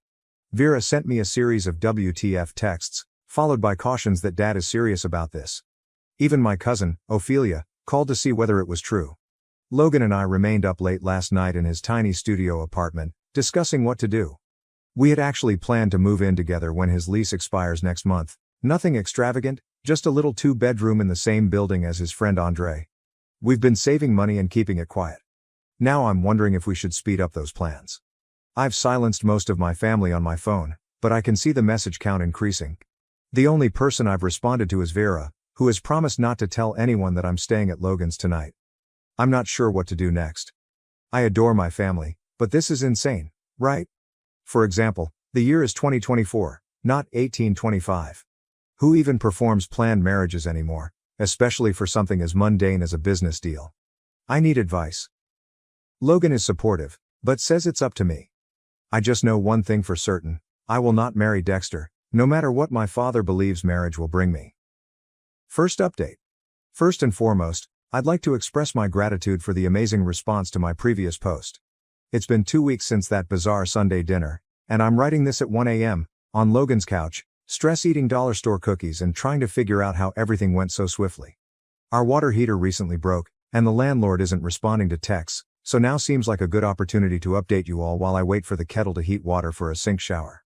The day after my last post, I waited until my folks were at work before going home to fetch some necessities. I assumed I'd be in and out, but Vera was home ill from her community college studies. Between stuffing clothes into my duffel bag, she told me what I'd missed. It turns out that the entire thing is far trickier than I had anticipated. The truth emerged in parts. Warren's business is struggling, badly. Dad has also been anxious about money, as seen by the dripping kitchen faucet. This arranged marriage was more than simply some random traditional values thing. It was about merging enterprises. They want to leverage my father's contracts to protect Warren's company from falling under. Isn't it really romantic? Things became much more problematic when I realized that my parents had already paid a non-refundable deposit for a wedding location. They had scheduled it under the premise of Warren's birthday party, but it was clearly signed as an engagement celebration. My mother has been exhibiting the contract to everyone as proof that I cannot back out now. The location is a fancy converted barn that likely costs more than I earn in 3 months. Over the next 3 days, I received a continual stream of missed calls and emotional messages. My cousin Ophelia stopped by Logan's with some winter clothes she had borrowed and mentioned that my mother has been contacting everyone in the family, weeping about how I'm wasting my life. The family gossip mill is running overtime. Apparently, Dexter still lives in his parents' basement and spends the most of his time playing Fortnite. What a deal I'm missing out on. Work hasn't gone any better. My manager suddenly reduced my hours after my mother called the store, weeping about her troublesome daughter. I'm now rushing to get shift swaps just to cover my rent. Logan is coping with his own troubles. His car failed inspection, and the repairs would be more expensive than the car was worth. Our living situation is hard. Logan's studio apartment was not designed for 2 people. We're constantly walking over each other, and his downstairs neighbor continues complaining to the owner about the extra noise. My complete skincare routine is currently stored in the bathroom sink because there is literally no other place to put it. Last night, I discovered my mascara in the kitchen cupboard, next to the ramen noodles. That is the amount of organization we're dealing with here. The financial hardship is becoming real. Between my limited hours at work and unanticipated charges, who thought moving would necessitate so many random purchases? We are both feeling the squeeze. I started selling clothes on Poshmark to save money. Logan has been picking up odd gigs on TaskRabbit, but they barely cover the necessities. We've become specialists in extending groceries. Rice and beans have become close companions. The problem reached a new low when I ran into my folks at Walmart while discount shopping. What followed was a scene straight out of a lousy drama. Tears in the cereal aisle, allegations about family devotion, and vague threats about Warren selling to a major corporation. We just got our essentials and went, but Mom noticed the generic brand products in our cart and began crying even more about how I deserve better than this life. Today's new torment was learning that my parents have reportedly been saving for my wedding since I was born. Mom shared images of the wedding fund passbook, a not-so-subtle reminder of what I'm tossing away. The guilt trip included childhood images and a screenshot of current wedding venue prices. To make matters worse, our proposed flat fell through. The landlord decided to rent to his nephew instead, so we are back at square one. Logan's lease expires in 2 weeks, and finding an affordable place is proving more difficult than anticipated. His friend Andre gave us his spare room temporarily, but accepting feels like giving up, especially because Andre lives in his parents' garage and his mother still does his laundry. Logan has been extremely supportive, but I can tell he is also feeling the strain. Yesterday, I discovered him staring at ramen containers with a discouraged expression that wounded my heart slightly. The engagement of extended family members is the most problematic. My phone is constantly ringing with texts from relatives I rarely see, all experts on why I'm making a horrible mistake. Vera keeps me up to date on things at home. Dad appears to be considering removing me from his will, which would be more concerning if there was anything to inherit. When I find myself doubting, I glance at Logan, perhaps playing Wordle on his phone or humming while washing dishes, and no, I can't give in. We are not a business merger. We are people. This is our lives. Even if we're currently sharing a single bath towel because we neglected to grab mine during the Great Escape, we're taking it day by day, looking for apartments during lunch breaks, blocking new numbers as they appear, and figuring out our next move. We still have each other, even if our current date nights consist of comparing property ads over microwave ramen. Second update. Hello Reddit. Some of you may remember me from my earlier post about my parents attempting to arrange my marriage to my father's best friend's son Dexter. A lot has happened in the last week, and I'm writing this from a motel room that costs $45 a night, eating leftover pizza, and still wearing the $30 Amazon outfit. It wasn't the wedding I envisioned as a child, but honestly, it was perfect in its own unusual manner. The idea to elope occurred after I discovered that my parents had already begun sending out pre-engagement party invitations to the luxury farm site they had reserved. My sister Vera sent me a photograph of the invitation. They had already decided on my future wedding name and everything. That was the last straw. Logan and I had already discussed marriage, especially since we had been living together for a few weeks.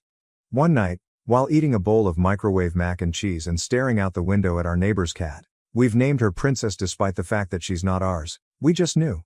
We scheduled it for a random Tuesday, not because it was special, but because we both had the day off work and the courthouse was open. Logan's friend Andre, not my father's friend, thank God, agreed to be our witness. I purchased a modest white dress from Amazon that actually looked better in photos, and Logan wore his one excellent button-down shirt, the one without wrinkles. Everything that could have gone wrong on the morning of happened. The zipper on my dress became caught. Logan's automobile made that strange noise again and would not start. We had to take an Uber to the courts and divide the cost 3 ways with Andre because we were all penniless.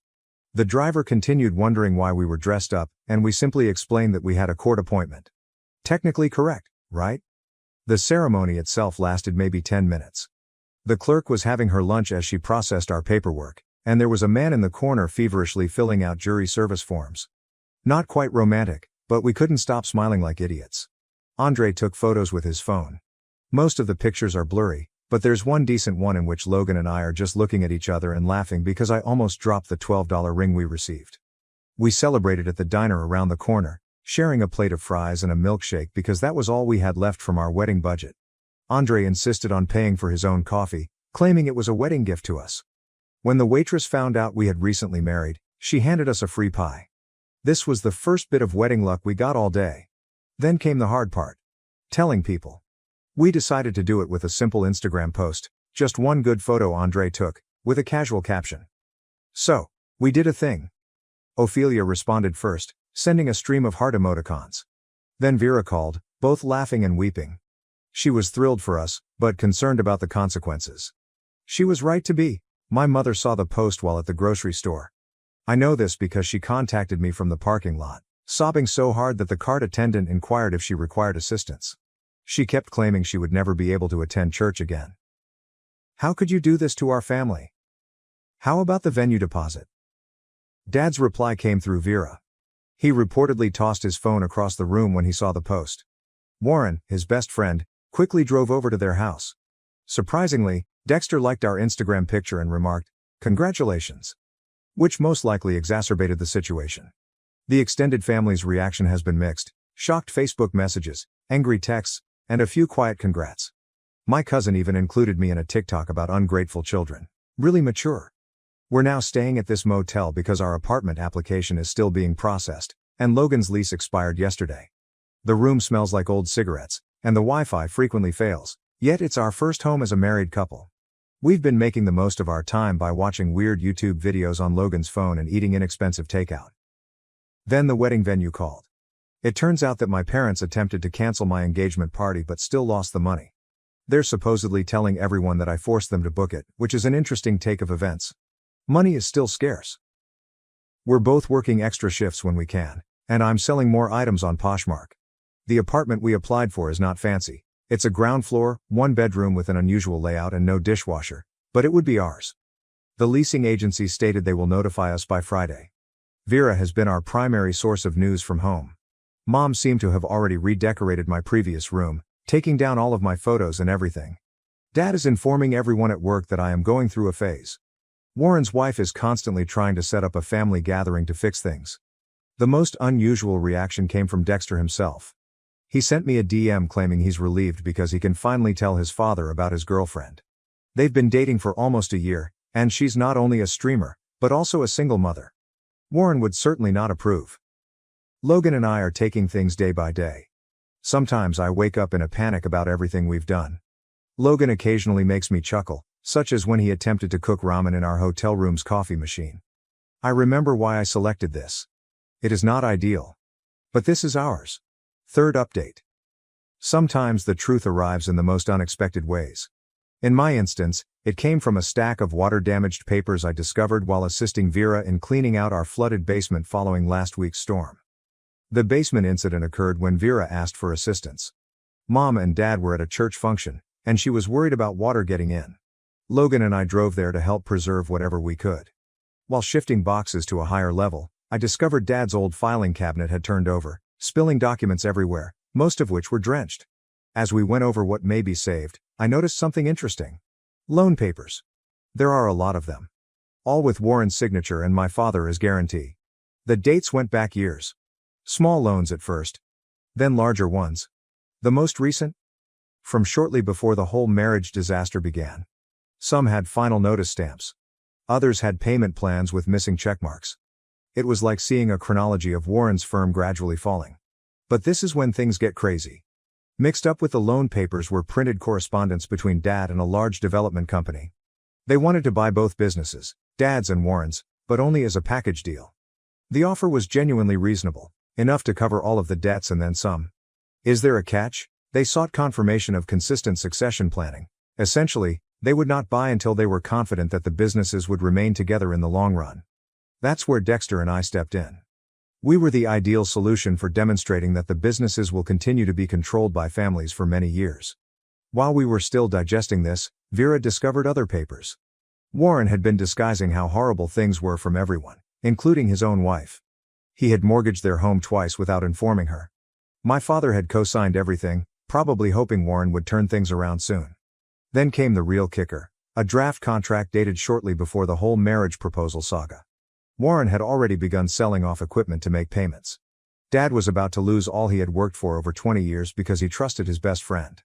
I photographed everything before the water destroyed it totally and forwarded them to Dexter. He deserved to know. How did he respond? Well, that explains the rush. Apparently, his father had been pressuring him to settle down for months, even attempting to break up with his girlfriend. The next day, Ophelia came over to our flat with housewarming ramen, because that's what we do now. She had more tea. Warren's wife learned about the second mortgage and moved in with her sister. Dexter finally told everyone about his girlfriend and her child, then moved in with them. Warren. He's staying with his brother, presumably to give his wife some space. However, she most likely changed the locks. Dad still won't speak to me directly, but he started asking Vera strange questions about my new home. If I eat enough? That type of thing. Mom went from angry Facebook rants to sharing missing my daughter memes, which I suppose is an improvement. Yesterday, Warren texted me. Only 2 words. I'm sorry. I have not yet responded. Not sure if I will. Logan has been incredible during all of this. He doesn't say much about it, just embraces me when I need it and cracks bad jokes when I get too serious. Last night, he attempted to lighten the situation by suggesting that we start our own business. But something simple, he replied. Maybe selling those little hats for cats online. We are doing okay. The apartment is slowly coming together. We discovered an actual bed frame on Facebook Marketplace yesterday. Our upstairs neighbor's child practices trumpet at 7 a.m. every day, but we're getting accustomed to it. I'm picking up extra shifts at work, and Logan has started doing food delivery on weekends. It isn't flashy, but the bills are being paid. Vera claims Dad has been spending a lot of time in his garage lately, probably trying to decide what to do next. When the deal failed, the development business withdrew its offer. She overheard Mom telling a friend on the phone that they might have to sell their house, which they'd lived in since before I was born. Part of me feels guilty, even though I know it's not my fault. Another part is furious that they attempted to utilize my life to solve their business difficulties. Mostly, I'm simply tired of the whole affair. Last update. I wasn't planning on posting again, but I just had the most weird Thanksgiving experience, and I thought you'd be interested in hearing how things turned out after the whole arranged marriage drama. First and foremost, Logan and I are still in our small apartment. We now have a solid bed frame. Goodbye, air mattress. The neighbor's son has progressed from trumpet to drums. Progress. What's the upside? We discovered that our other neighbor works at a furniture outlet, so we got a slightly damaged couch for almost nothing. It has a strange stain that resembles Danny DeVito if you squint, but it's comfortable. The biggest alteration occurred roughly 2 months ago. Mom began sending strange thinking of you texts, generally late at night while she was viewing weeping videos on Facebook. She then asked if we could meet for coffee. I agreed, mainly because I was tired of avoiding her at the grocery store. We met in the cafe where Logan and I celebrated our wedding reception. She cried into her coffee. I nervously stirred the tea. And somehow we ended up having a real chat. It turns out that Dad's business survived. Barely. They needed to shrink, sell some equipment, and relocate to a smaller office. Nonetheless, they are getting by. Warren's company wasn't as fortunate. Speaking of Warren, he and his wife have formally separated. Finally, she received the house. Remember those secret mortgages? He's still living with his brother, who has apparently begun charging him rent. Dexter is doing pretty well. He moved in with his fiancée and her child, started broadcasting on Twitch, and now makes a respectable living doing so. His mother informed my mother that he appears happier than he has been in years. He and Logan occasionally play games together. Which is strange. But that was kind of wonderful. Dad took a while to come around. The breakthrough occurred when our automobile broke down again. This item is currently held together by hope and duct tape. Logan was fixing it in the apartment parking lot when Dad arrived. Vera mentioned it to Mom, who then mentioned it to Dad. He didn't speak much. I just started assisting with the car. Now they have this strange habit of texting each other car maintenance videos. Dad still rarely speaks to me personally, but he will give Logan links to vehicle components for sale. Baby steps, I suppose. Thanksgiving was the real test. Mom had been hinting for weeks that we should visit. I was concerned, but Logan explained that free food is free food. We were still on a tight budget, so we went. It was awkward. South awkward. Aunt Alice continued to make sharp remarks about unconventional life choices. Uncle Bob pretended we weren't present. However, Vera and Ophelia handled the situation admirably. Mom actually hung our wedding photo on the mantel, right next to that terrible school picture of me from 7th grade with the braces and butterfly clips. What about the surprise guest? Warren's ex-wife. Apparently, she and Mom are still friends. She brought this delicious sweet potato casserole and spent the majority of supper telling everyone about her journey of self-discovery and new pastime. Dad seemed to want to dissolve into his mashed potatoes. What's the true highlight? Cousin Andre, not Logan's pal Andre, keep up, has announced his engagement. Everyone quickly began arranging this massive wedding, discussing venues, flowers, and other details. Mom caught my eye across the table and winked. Progress. Our flat is still small, but we have made it home. The ring finally stained my finger green, but I actually enjoyed it. It fits our aesthetic. Logan's car is still making that noise, but we are saving money for a new one. Slowly. Very slow. Work is work. Nothing spectacular, but we are both getting by. Logan began taking online computer science courses. I'm thinking about it too. But for now, I'm just trying to pick up more shifts wherever I can. Vera comes over frequently, typically with food from Mom. I believe she occasionally acts as Mom's spy, reporting back on whether our apartment is clean or if we are eating vegetables. But she also spreads rumors about Warren and Dexter. Apparently, Dexter's girlfriend's child now addresses him as Papa. Life is not perfect, but we are getting there. My stepdaughter's prank went too far, causing a major conflict in our family. Now, my marriage and relationship with her may never be the same. I know the title sounds bad, but please read and throw away plus fake names.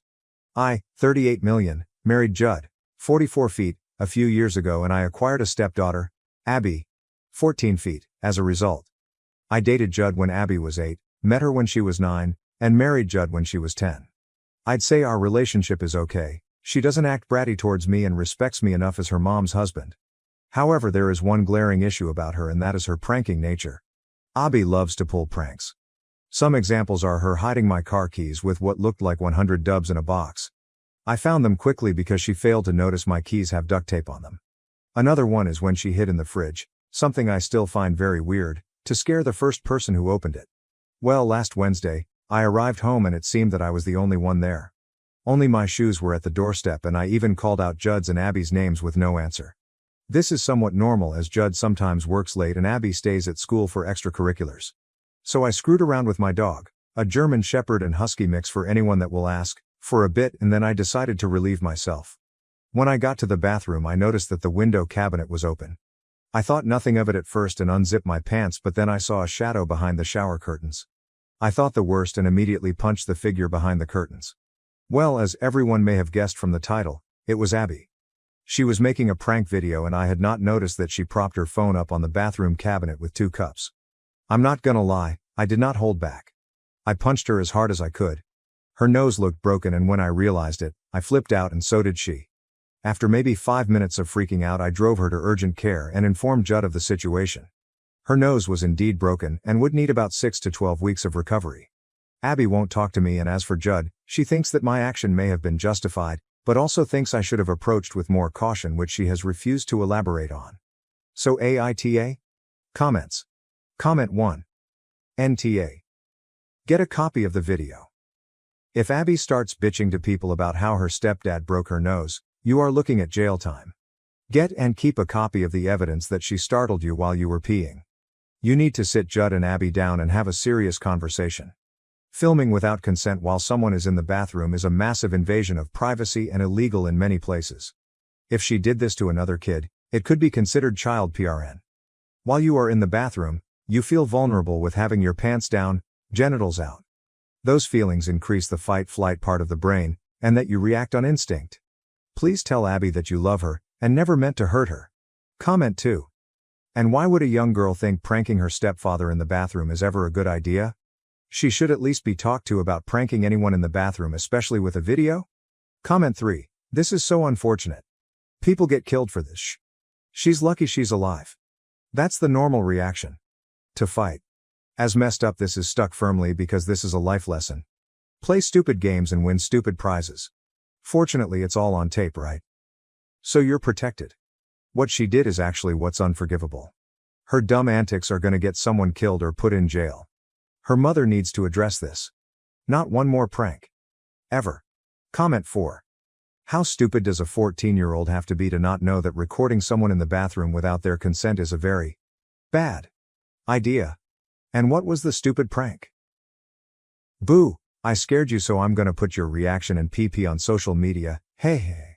NTA, but you might want to get legal advice lawyer before a false, and more sinister version gets circulated. Comment 5. As a teacher, I can say that 14-year-olds are indeed very uninformed. Had a 14-year-old once who took 30 minutes to go to the bathroom. When he finally came back, because he was a kid who didn't usually cause trouble, and I was worried, I privately asked, "What the heck took so long?" His response? "I was waiting for people to leave the bathroom." I still didn't get it, so he elaborated. If you use a stall, you're probably trying to shit or do something that you need privacy for, and other people will see your feet under the stall and try to film you by putting their phones over the walls of the stall. I started requiring that students trade their phones for the hall pass after that. Also told the administration, but they didn't do anything. Point is, yes, teenagers are that uninformed that behavior like this doesn't click as being problematic. Update. 12 days later. Well, this blew up big time. Let's address a few things. Abby's pranking nature isn't just situated on me, she has pulled pranks on her friends, the neighbors, and at school.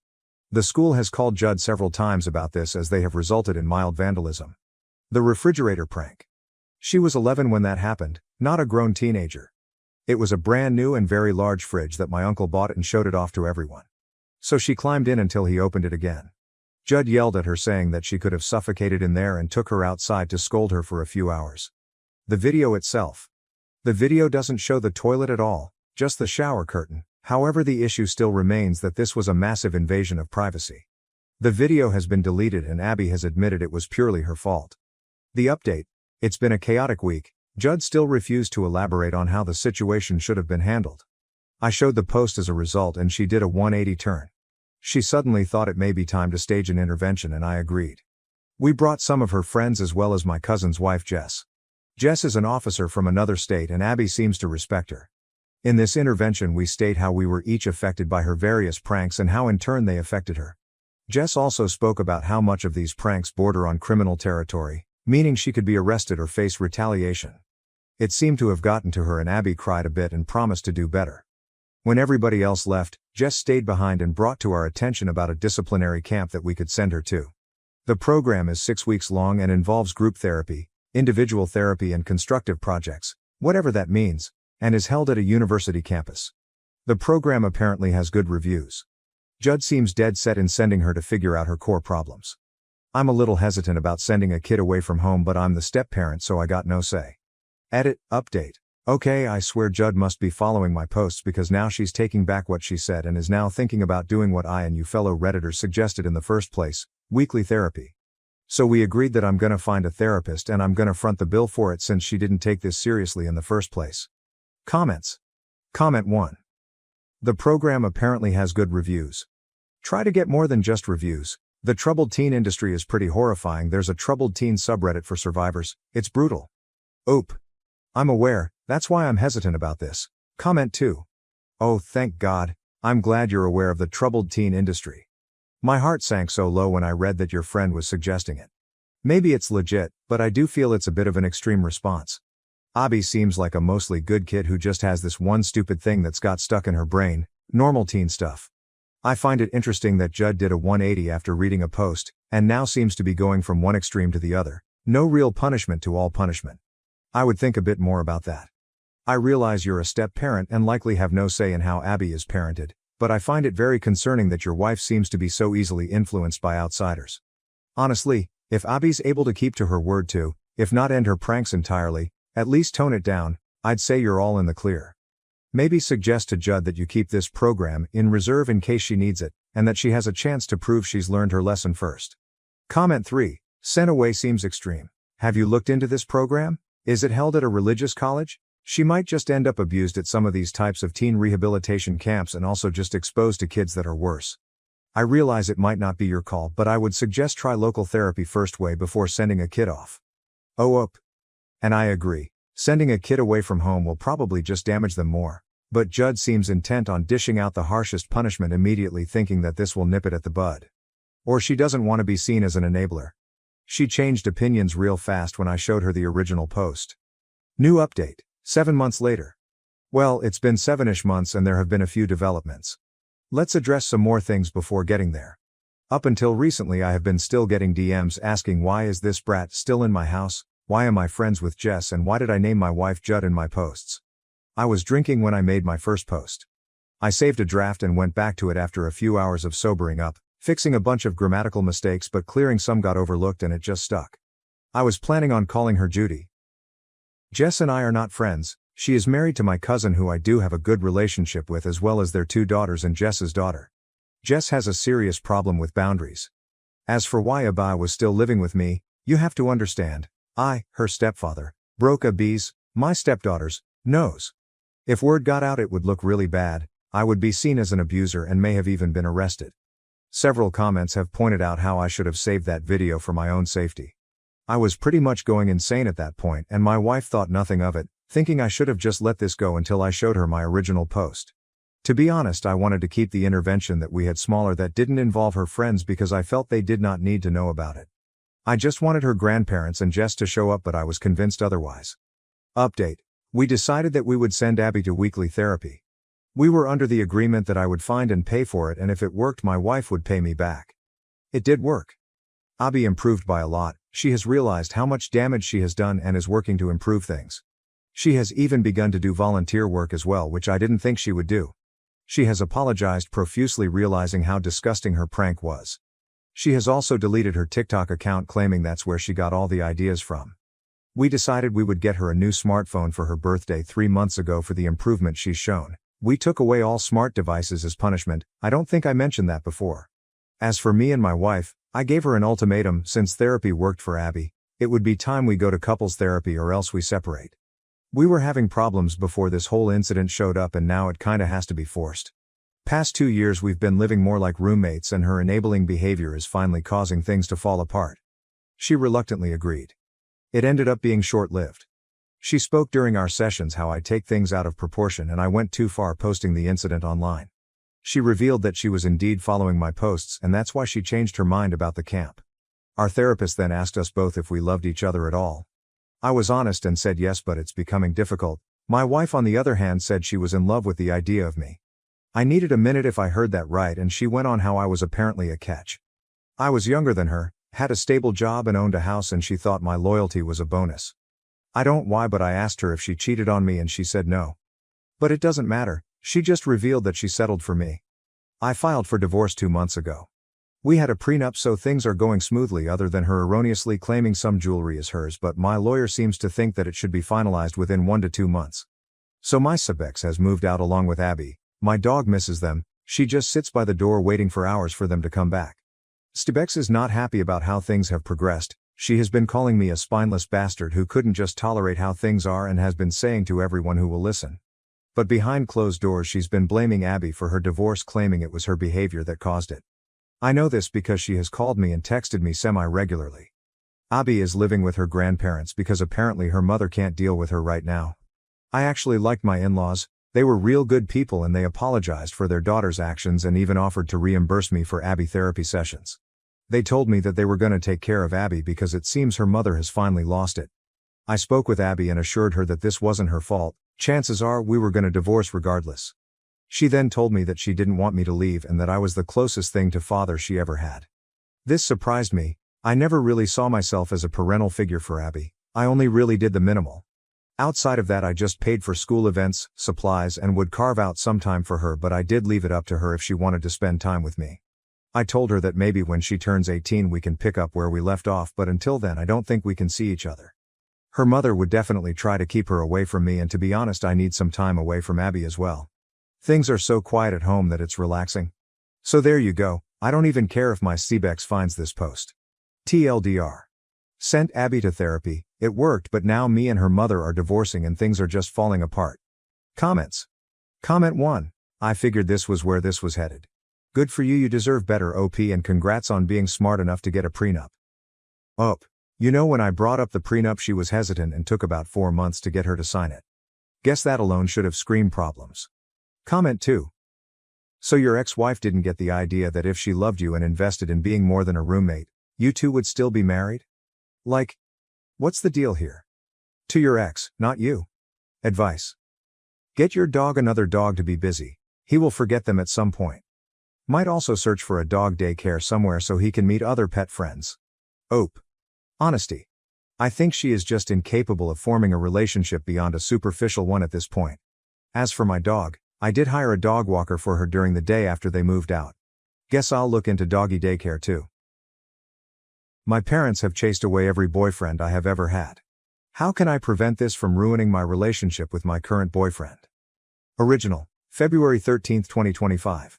I was very shy during high school and didn't leave my house unless I had to, so as a result I didn't get a boyfriend until my freshman year of college. After 7 months of dating my first ever boyfriend, I brought him to my parents' house for dinner, just so they could meet him. I had to step away for roughly 10 minutes to help my older sister with her baby, and when I came back, my BF, then 20 male, and my dad, old, were having a full-blown fistfight. We managed to stop them and my BF stormed off without saying anything, while my dad insisted my BF was incredibly rude and disrespectful to him and my mother, and that a guy like that was no good for me, because he'd just end up doing the same thing to me. I was shocked that my BF could do such a thing because he had always been extremely sweet and I've never met or heard of anyone not liking him, but when I called him and told him what my dad had said about what happened, all he did was laugh and say I can believe whatever I want, before blocking me on everything. I was deeply disturbed by this, but my mom and sister insisted that he had just shown his true colors, and said my dad saved me from an abuser. I reluctantly accepted this, but something about it felt really off. I met my second boyfriend several months later, during my sophomore year. Part of me still felt my parents were part of the problem with my last BF, so I managed to get him to wait an entire year before introducing him to my parents. From the moment she laid eyes on him, every word my mom spoke to him was dripping with fake friendliness and subtle jabs implying she did not approve of him, which made him visibly uncomfortable. While we were eating dinner, she began asking me why I decided to date my BF, and asked about other guys and why they didn't work out. Some of the guys she asked about were completely made up. At this point it was clear what they were trying to do, and I silently vowed to talk to my boyfriend and tell him how my parents were trying to sabotage me. Unfortunately, it didn't get that far, as my dad chipped in and demanded to know how a boy, who couldn't support himself financially, was ever going to support his daughter. Mind you, we were both juniors in college at this point, and both of us were working part-time jobs. So this question was really insane. He responded by saying he'd already decided he wanted nothing to do with this family and was planning to break up with me when he got home, but he's just going to leave now. Within minutes, he was gone and I was blocked. Again.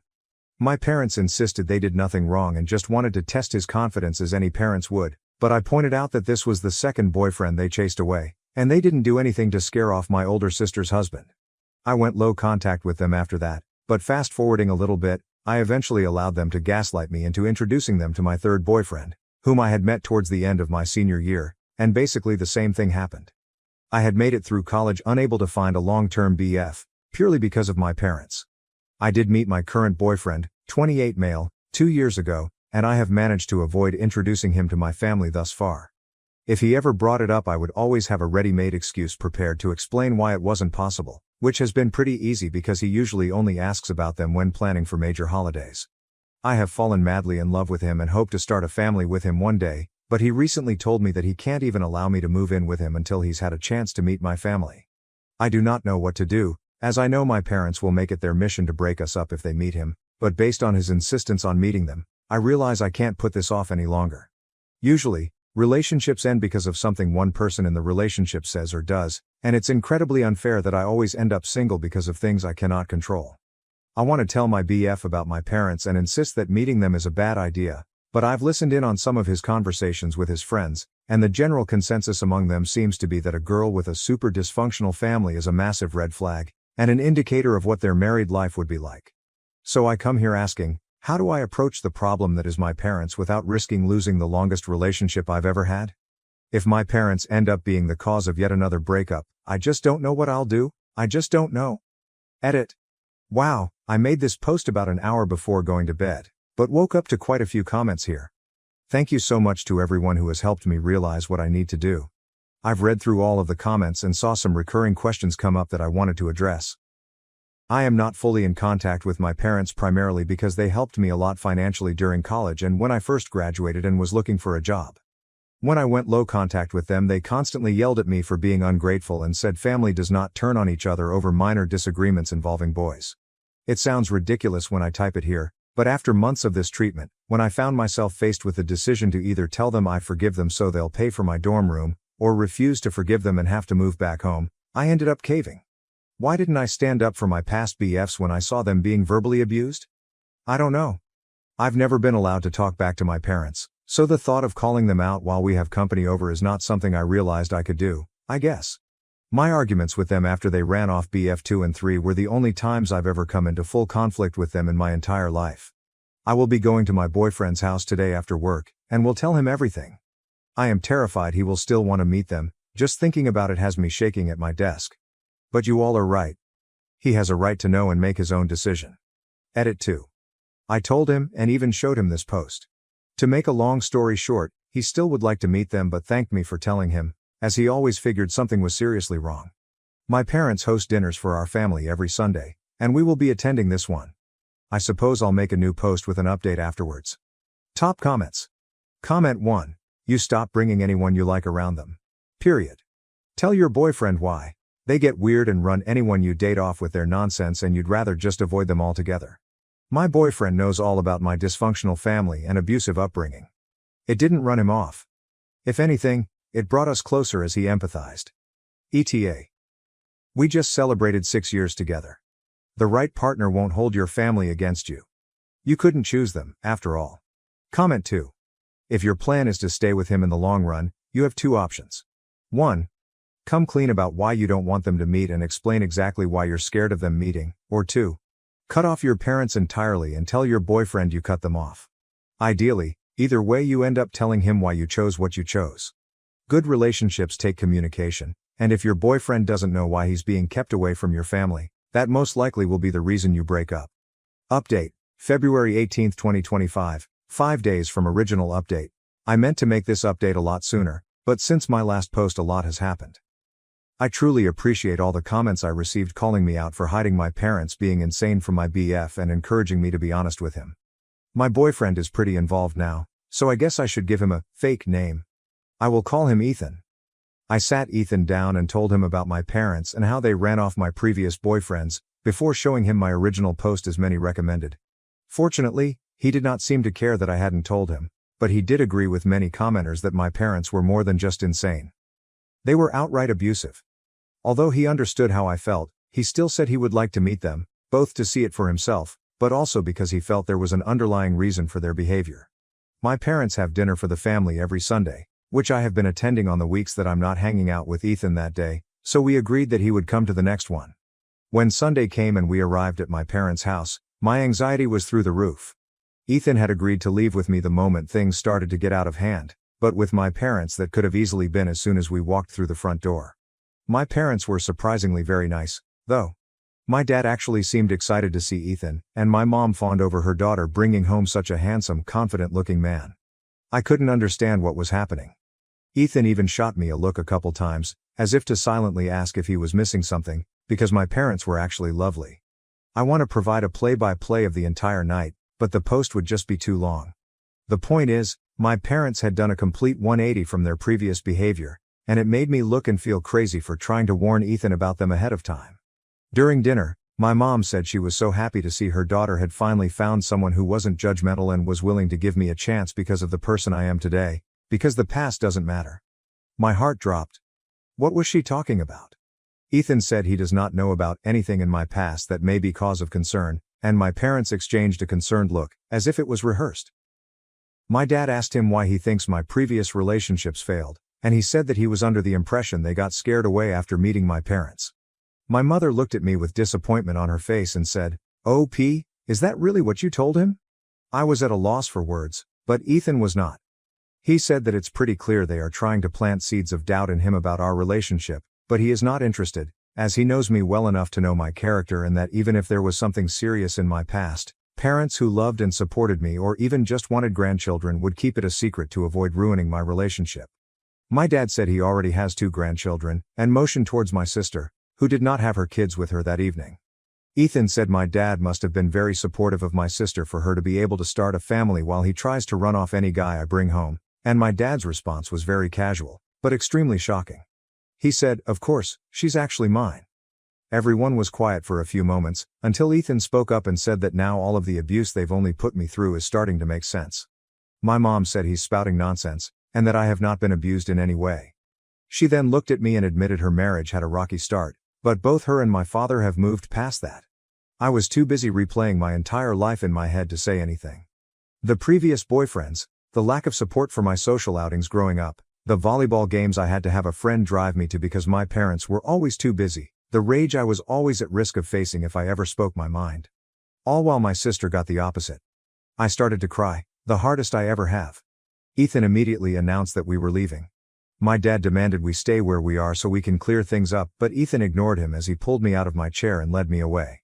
My mom screamed at me not to leave, and that this guy was trying to isolate me from my family. I yelled back that if anyone had been trying to isolate me, it was her, for my whole life.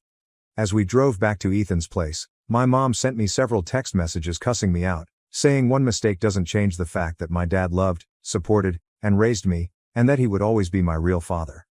Ethan said he's not my dad, he's an abusive, controlling asshole who was taking his insecurities out on me.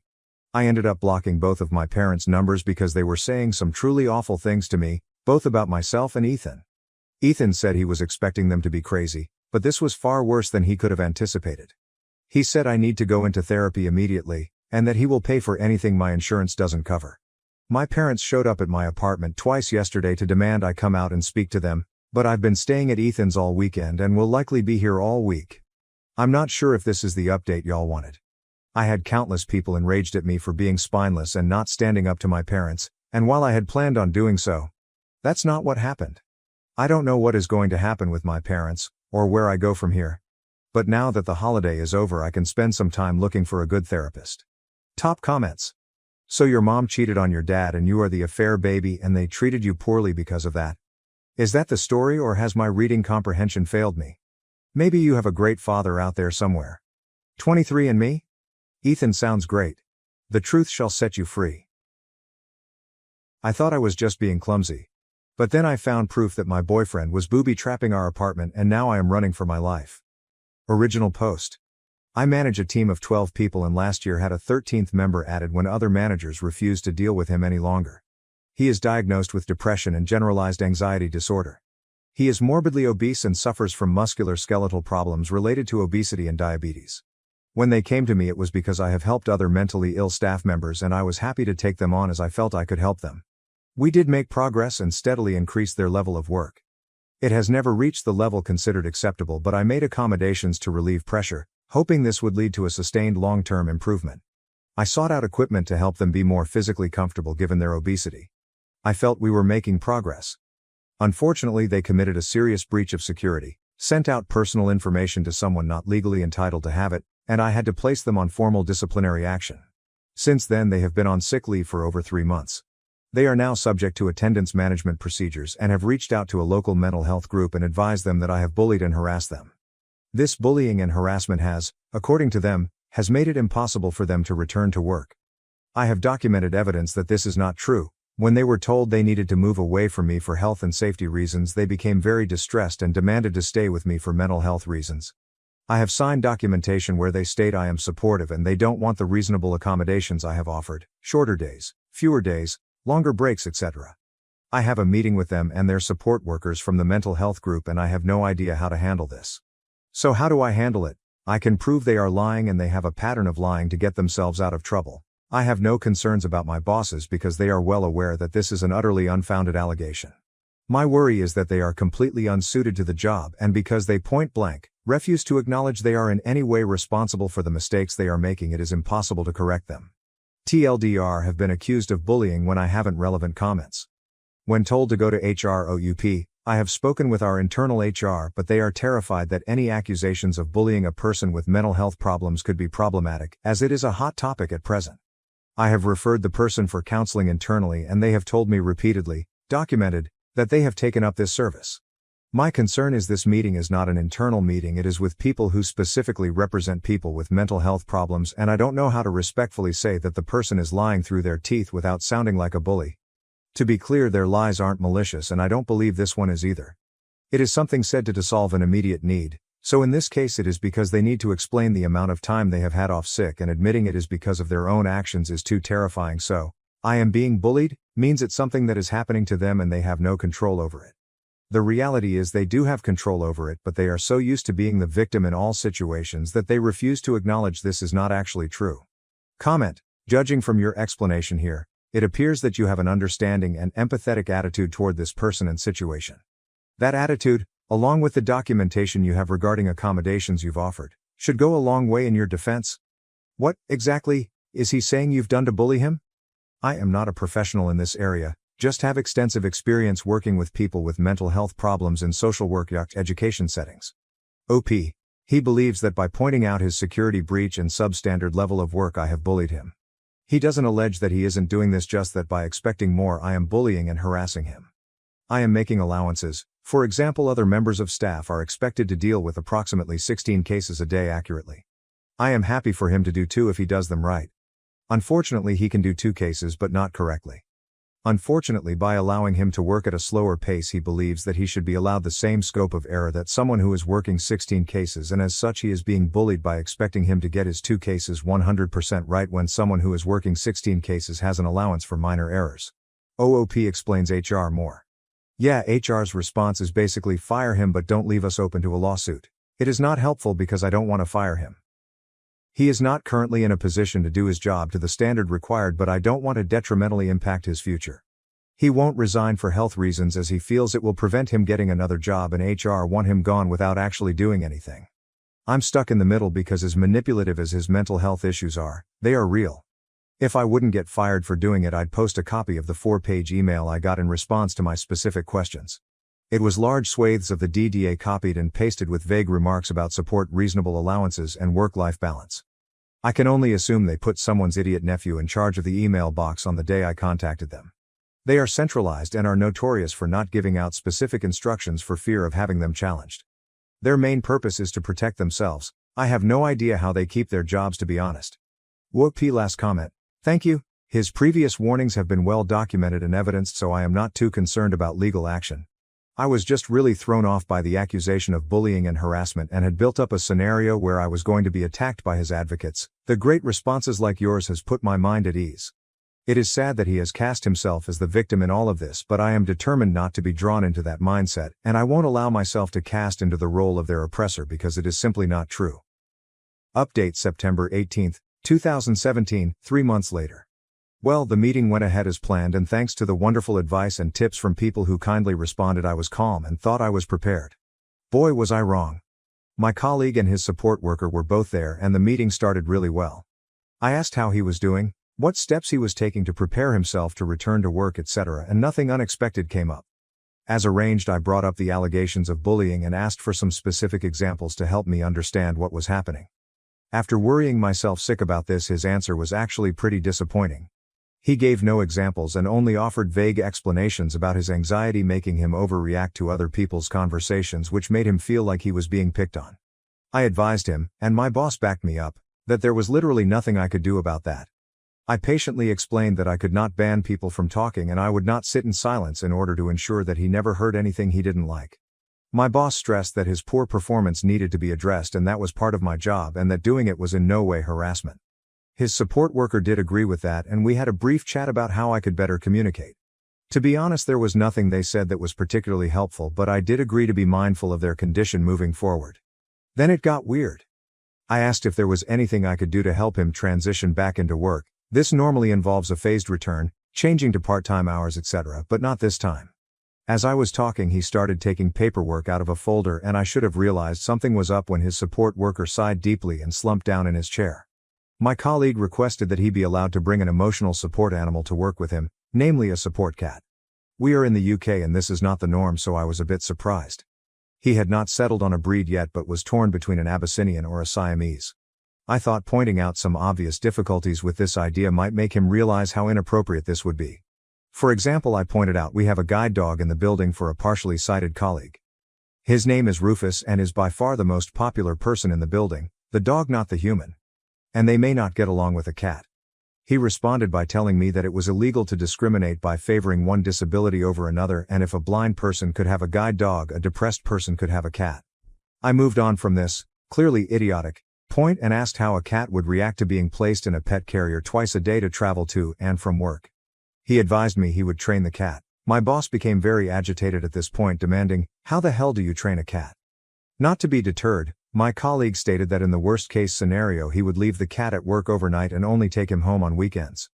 I asked how he intended to cope with litter tray cleaning, etc. Given his serious weight issues, bending down to empty a litter tray would be difficult for him. He presented me with a spreadsheet he had created with a team rota for cleaning up after the cat and feeding.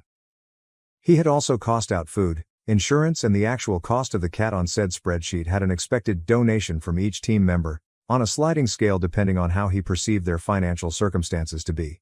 I was paying the most as I am single, earn more and have no dependent children. The spreadsheet was quite impressive, color-coded and everything. I politely said no to that, and he then started insisting the company should pay as it would be a legitimate business expense to accommodate his disabilities.